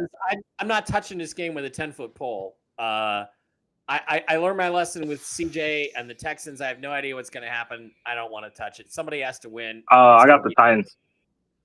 It's going to be ugly. It's going to be ugly no matter what happens. Yeah, I got the Titans in this game. That shit is going to be uglier than Scottie Pippen. I'm just telling you. That is ugly. What about uglier than Sam Cassell? Sam Cassell was not a Well, good guy. No offense to Scotty or Sam. It's just, Yeah, I gave the chance of the Texans winning this game probably are the same odds as Lamar Jackson being an NFL broadcaster when he retires. It ain't gonna happen. Oh my God. All right, Panthers Patriots, another game nobody. Panthers and Patriots. Patriots are -8. Check that, -5.5 in this game. This is an outdoor game. It's going to be 81 degrees in Foxborough. Believe it or not, partly cloudy. The Panthers are 2-16-1 straight up on the road. I like the Patriots in this game. 5.5 is a big number to two mediocre squads here. Play on this game would probably be the Patriots on the money line. I see our guy Ramondre Stevenson making a comeback in this game. All right, let's hope. Go Travion. Next game, San Diego at the Giants. 82 degrees and partly cloudy. The San Diego Chargers are 8-0 straight up versus teams with losing records. Favorites of 4 or more points are 17-2 straight up. Russell Wilson is 15-5 against the spread as a home dog. Not relevant. Did somebody say Jackson Dart was going to start this game? Yes, Jackson Dart is going to start. Yeah. Okay, throw that number out. No fooling. 8-0 straight up. I like the Chargers in this game. Chargers are a good traveling to the East Coast team. Next game, Eagles are a favorite against Tampa Bay in Tampa. 91 degrees and thunderstorms this game. Eagles are 16-8 against the spread. That's all the information I really have on this game. This is a conference game, not a division game. Yeah. Eagles 3.5 point favorite. If you like the Eagles a lot, I'm not crazy about it. I still got faith in Baker Mayfield. I think the Buccaneers have potential to pull this game out. I would just remind everybody that Mike Evans has a hamstring injury again. I'd remind you that Chris Godwin is still either coming back this week or nursing an injury still and not going to be there. They're missing 3 of their offensive linemen. So, yes, Baker's pulling rabbits out of hats, but they are the walking wounded as well. Yeah. Right. I've got that on my injury stat. Mike Evans is out. Mhm. He will not play. All right. Jags, Uh, Niners. Colts and Rams. Oh, wait a minute. We'll do Colts and Rams first, Mike. Oh, okay. Rams are a 3.5-point favorite. This game opened at 3.5, and it's still 3.5. The over/under was 48.5. It went to 49.5. So Where based are on, Colts Rams at? I'm I don't missing have. it. It's not on there. It didn't get on. It just didn't get on the screen capture. Oh, okay. Just making sure I wasn't looking at the wrong page or had the wrong page No, up. you're Okay. not. all right, Sorry. there's not a lot of info I have on this game. The Rams are 12-4 straight up the week before playing the 49ers. So this is one of those look-ahead games. The Rams are going to be looking ahead playing Santa Clara. It's a division game. Historically, the Rams are really strong before they play Santa Clara. They're 12-4 straight up the week before playing Santa Clara. So I like the Rams as a play on this this particular game. I think the Colts have been playing a little bit over their head. You know, they haven't been playing a lot of strong teams. You know, the Titans. So they're going to go into LA and play the Rams. I look for the Rams to win and cover in this game. Okay, we'll go to Jacksonville at Santa Clara. Mm-hmm. Santa Clara is going to be, of course, 72 degrees, partly cloudy. The Jaguars are 0-4 versus the 49ers. I like the 49ers in this game, even if they're the walking wounded. The 49ers seem to have the Jaguars number. Mike, you mentioned this game earlier, didn't you? Yeah. You know, I just how easy the Ram or the 49ers schedule has been. I think this is another W for them, but I think it may be the last game they win for a while. Maybe it may be mid-October before another game. We're not crazy about the half point here. I would rather 49ers be -3 instead of 3.5. Obviously, over under in this game is 46.5. So they figure it to be relatively a high scoring game. Yeah. Ravens -2.5 at the Chiefs. Kansas City is going to be 86 degrees and sunny.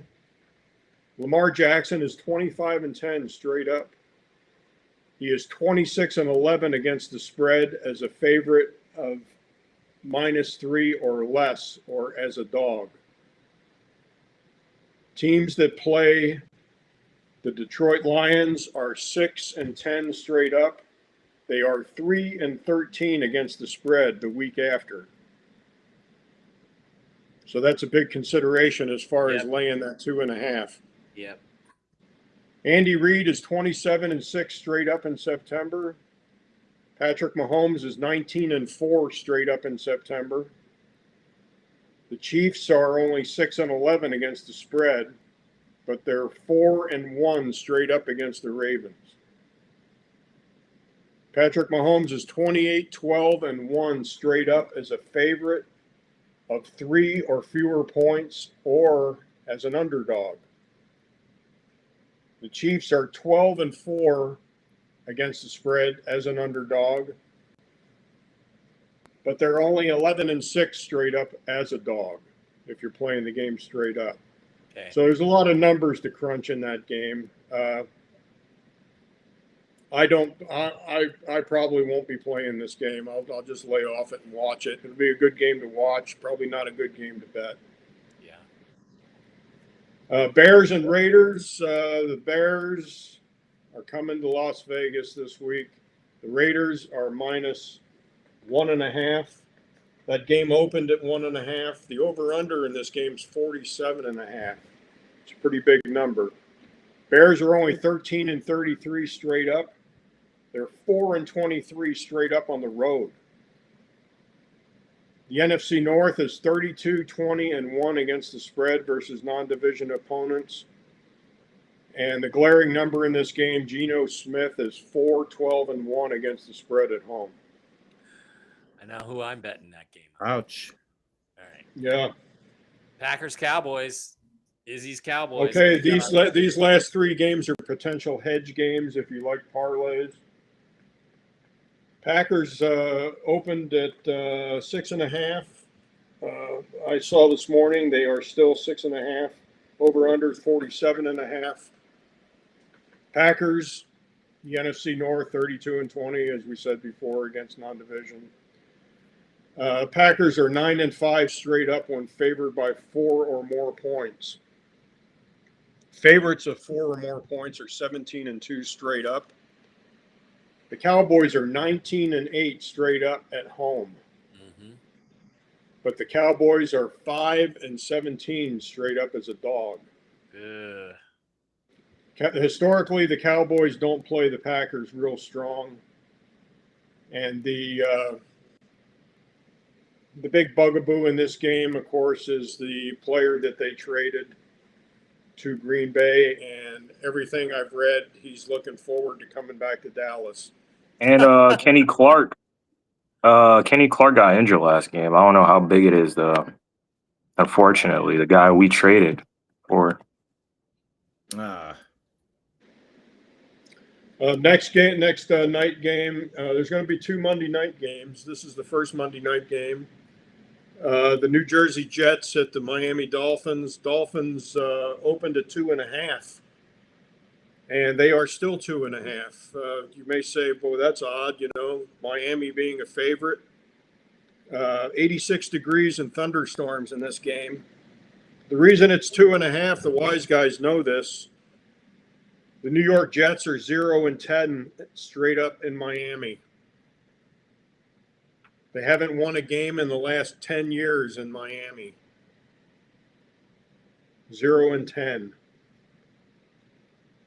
If you're going to make a play on this game, I strongly suggest go ahead and get that 2.5 with the Dolphins before it goes to 3. Because 3 is going to be the magic number. Yeah. Bengals at Broncos. Broncos are -7, home favorite. 78 degrees and partly cloudy in Denver. The Bengals are 2-18 straight up. Thursday, Sunday, and Monday night. Plus, they don't have Joe Burrow. Broncos are 17-25-1 against the spread. Broncos are 7-1 straight up and against the spread versus a team with a losing record. Favorites of 4 or more are 17-2 straight up. 7's a big number. I don't like 7. But if you had to play the game, and if you want the points, the Broncos are probably the side in this game. If you want to play a conservative, go ahead and take the Broncos on the parlay with the money line. That way you can lay real small money and get your money back on the Bengals and come back over the top.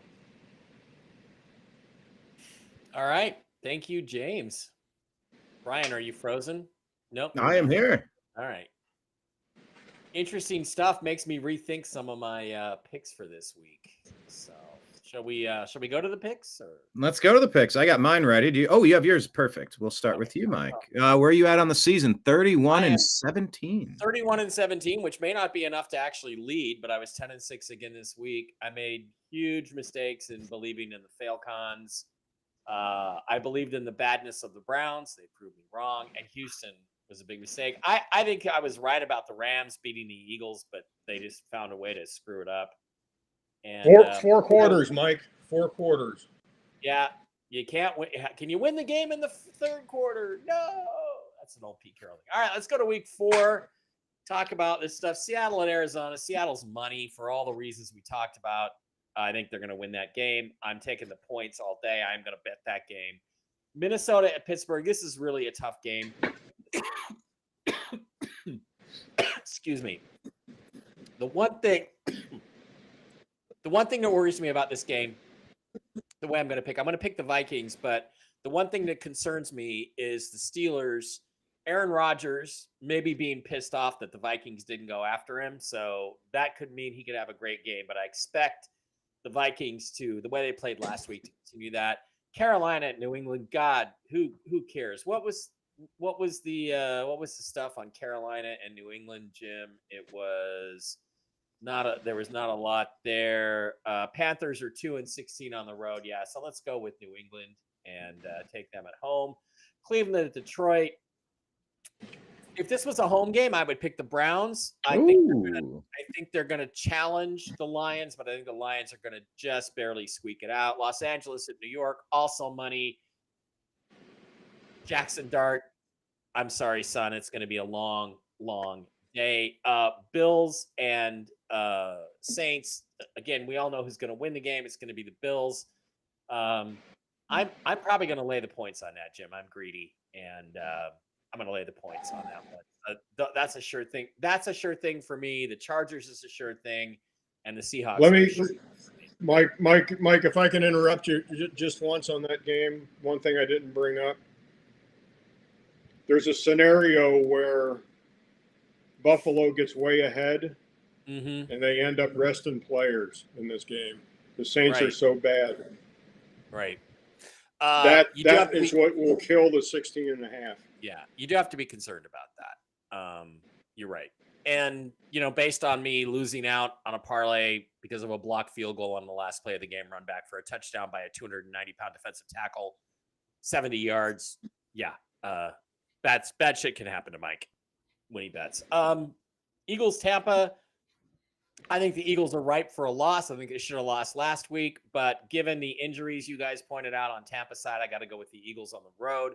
Tennessee at Houston. It's two terrible teams. I got to pick Houston at home, but I'm not touching the game. Washington, Atlanta. Jaden Daniels or no Jaden Daniels. I just can't bet the Falcons after that performance last week. I know they're going to be desperate, but I do think that whether it's Marcus Mariota under center or whether it's Jaden Daniels, I think Washington, the Redskins, Commanders are going to be good enough.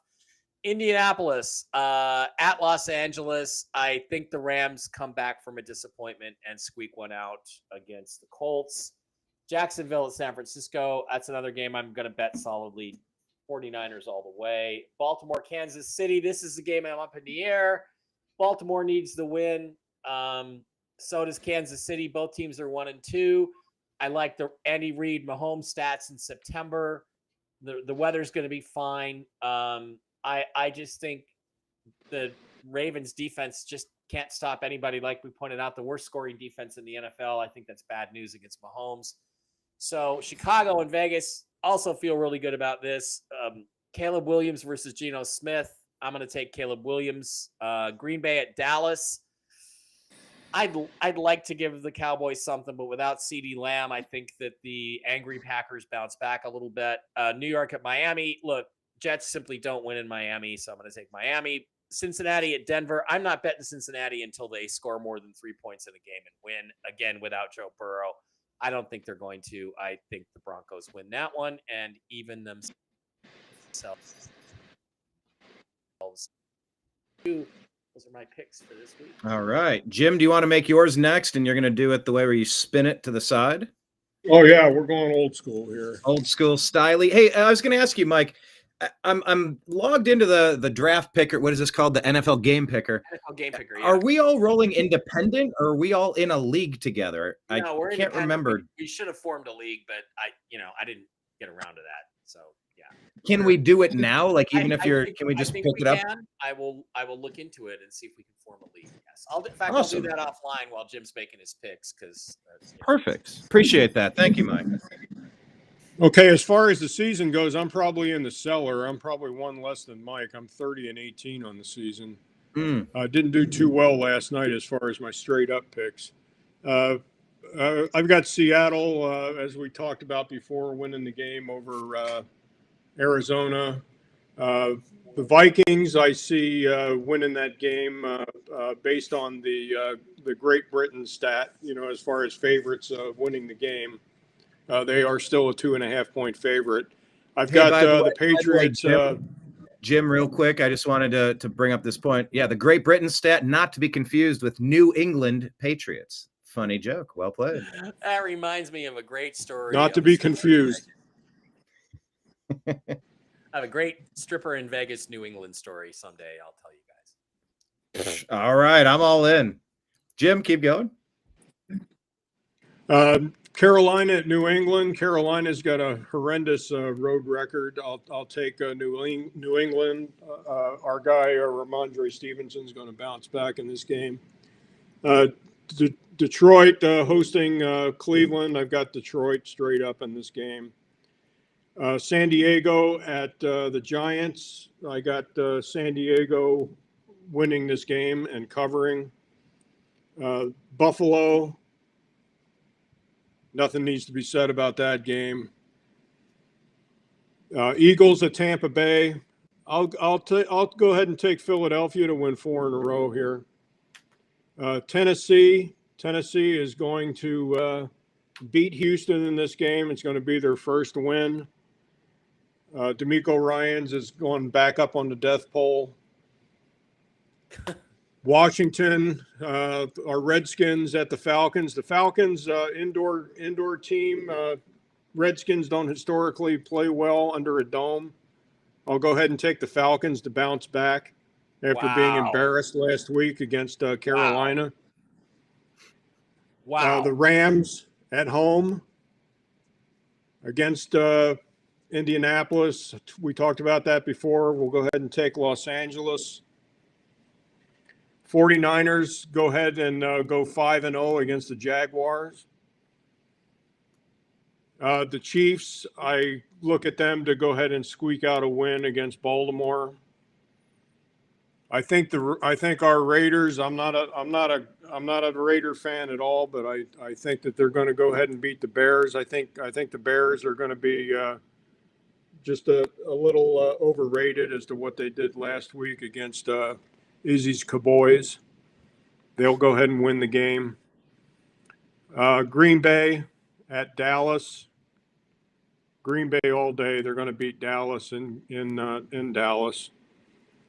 The Dolphins will go 11-0 against the Jets. And the Broncos at home against the Bengals. Like Mike said, when the Bengals score more than 3 points, we'll look at them. But until then, we'll go ahead and take the Broncos straight up. All right. Okay. That Falcons pick is a big ball pick, man. Do you carry your balls around on a wheelbarrow, dude? Because that is a ballsy pick. Hey, there's no money on that game, Mike. It doesn't cost anything just to pick a game. That's true. It's true, but we're playing for pride here. So yes, play for pride. That was the name of one of my fantasy football leagues. Play for pride. Izzy, what do you got? How did you do last week, and what's your overall? All right. I'm the same as Mike right now. I'm 33-17. 31-17. My bad. 31-17. Yeah. Okay. Yeah. I didn't put in the Miami Buffalo game. That one. Yeah. But yeah, last week I did pretty bad. I went 8-8. So I'll come up. A little bit of bad games. I kind of felt like it. I chose a lot of iffy teams. It was some weird games. But yeah, week 4, I got my picks. I got to go caveman style as well. So Seattle, Arizona. I got Seattle, of course. I'm high on Seattle. Minnesota, Pittsburgh. I'm taking Minnesota. They're close up to the Nordic region, so got to take the Vikings. Panthers, Patriots. I heard your bets for that game, but I'm gonna still take the Panthers. I feel like they're gonna win it. Browns, Lions. I'm gonna take the Lions. I feel like the Lions could get it done against the Browns. The main reason why is because of the Browns offense has to produce. Chargers, New York. I'm a Chargers all day. I'm gonna take the Chargers. Bills, Saints. I got the Bills, of course. Tennessee, Houston. I got Cam Ward picking up his first NFL win. Philadelphia, Tampa Bay. Someone's always got to go. I'm taking Tampa Bay. I heard there was some weather, so Bucky Urban could get a lot of carries.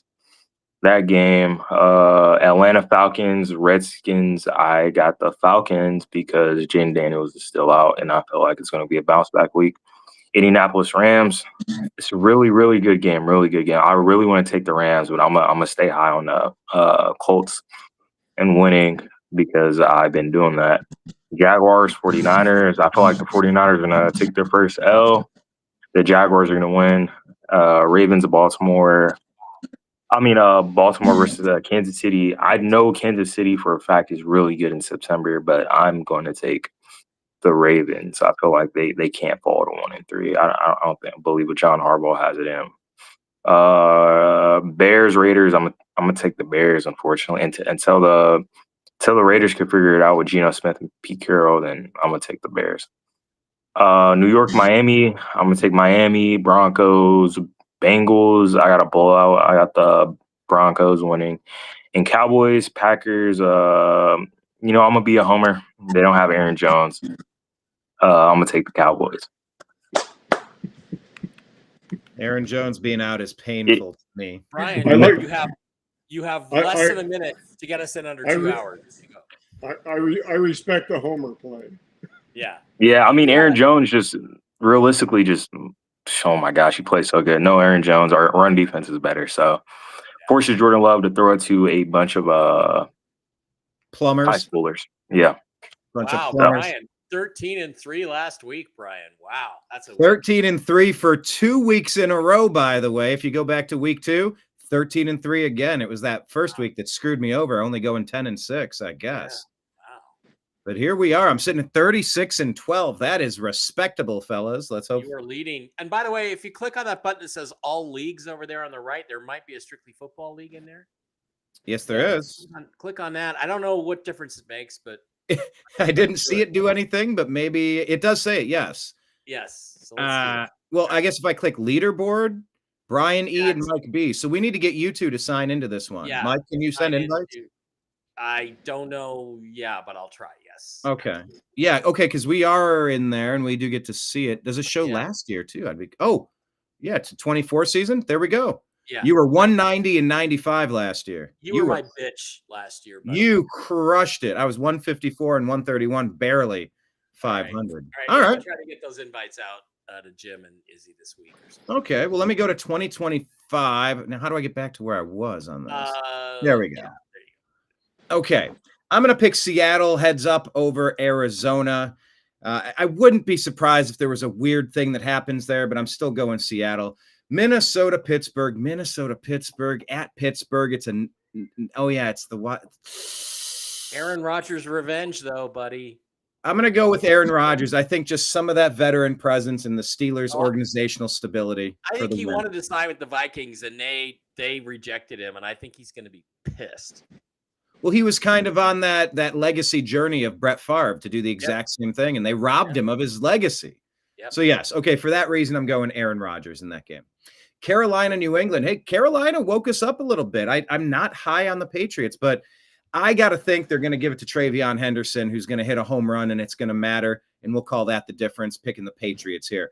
Cleveland against Detroit. Well, of course, I'm going to click the Browns and then click the Lions. You got to prove it. No. I switched it back. I switched it over to the Lions. I think Jesus, really? No, I did. I got to see the Browns score some legitimate points before I can. Brian, show some hair, man. Take the Browns. You would like that, wouldn't you? Well, you know what? Fine. Yes, we would. For posterity's sake, I'm taking the Browns straight up. Because I do think that Quinshon Judkins is going to open up this team in ways that we don't realize.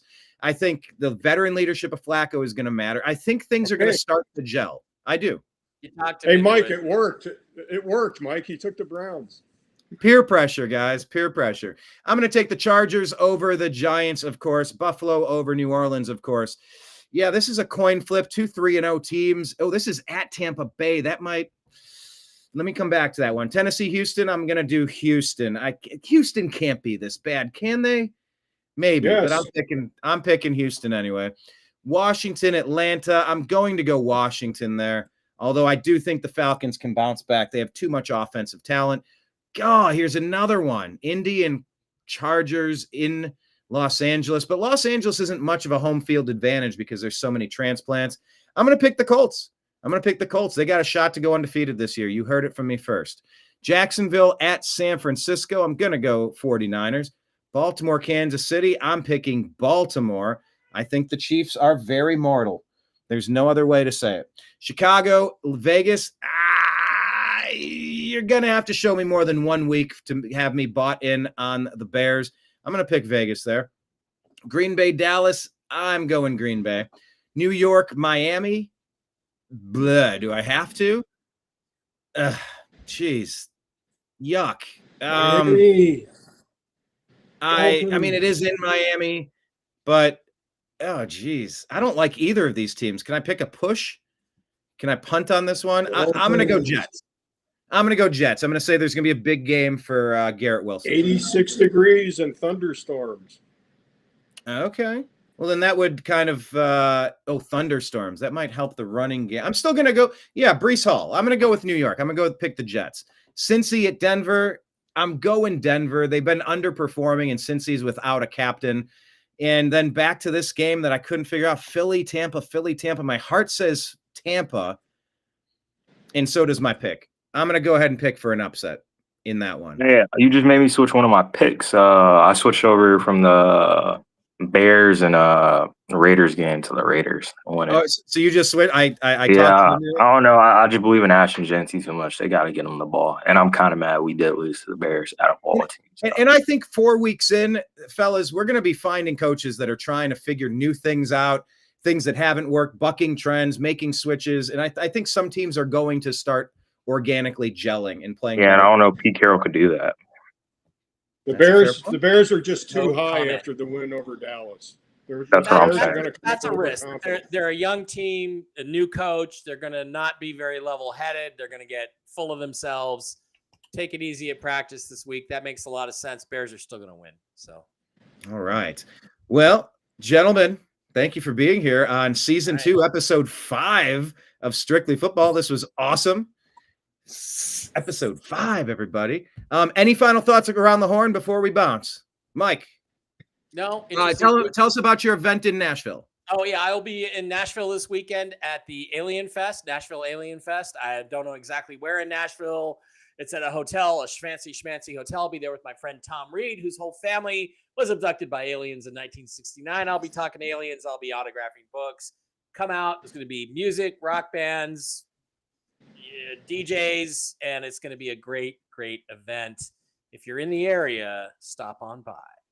And that stuff's on your website, or where have you share on your X? Everywhere. Yeah, okay. I'll put it out everywhere. Awesome. Yeah, if this weekend was any other weekend, I would probably be down there, but I do have something going on. Darn it, I would have wanted to be there for it. Jim, Ryan has a booty call. Jim, any final thoughts as we bounce? Yeah, just 2 things. Number one, for you political liberals here, this is Julius Marx here, born in 1898. It is not. Marxism. All right. Yeah, but luckily he would never join any group. It's a play on words. It's not my political belief. He would never join. Number 2, Mike and Dave are coming over Thursday night for the Seahawks game. Oh, pineapple. Yes. And bacon pizza.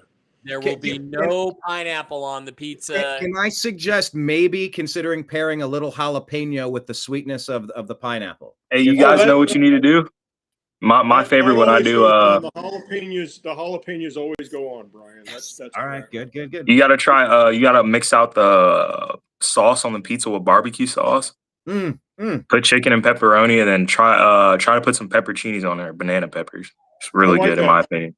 Black olives on that mix, I would take. I don't know about olives, but pepperoncinis, you should try that. I like that sweet baby Ray's barbecue sauce with chicken and red onion.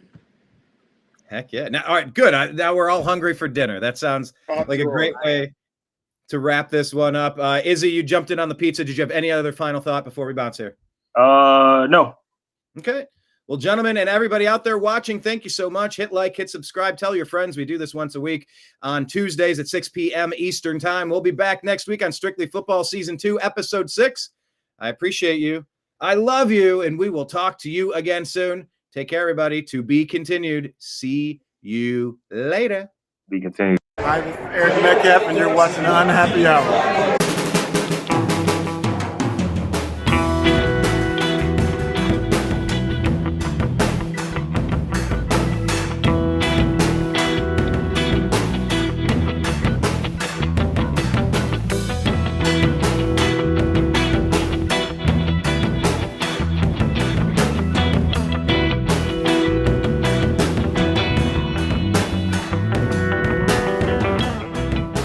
New American Media is proud to present a division of the Unhappy Hour Sports Show, Strictly Football.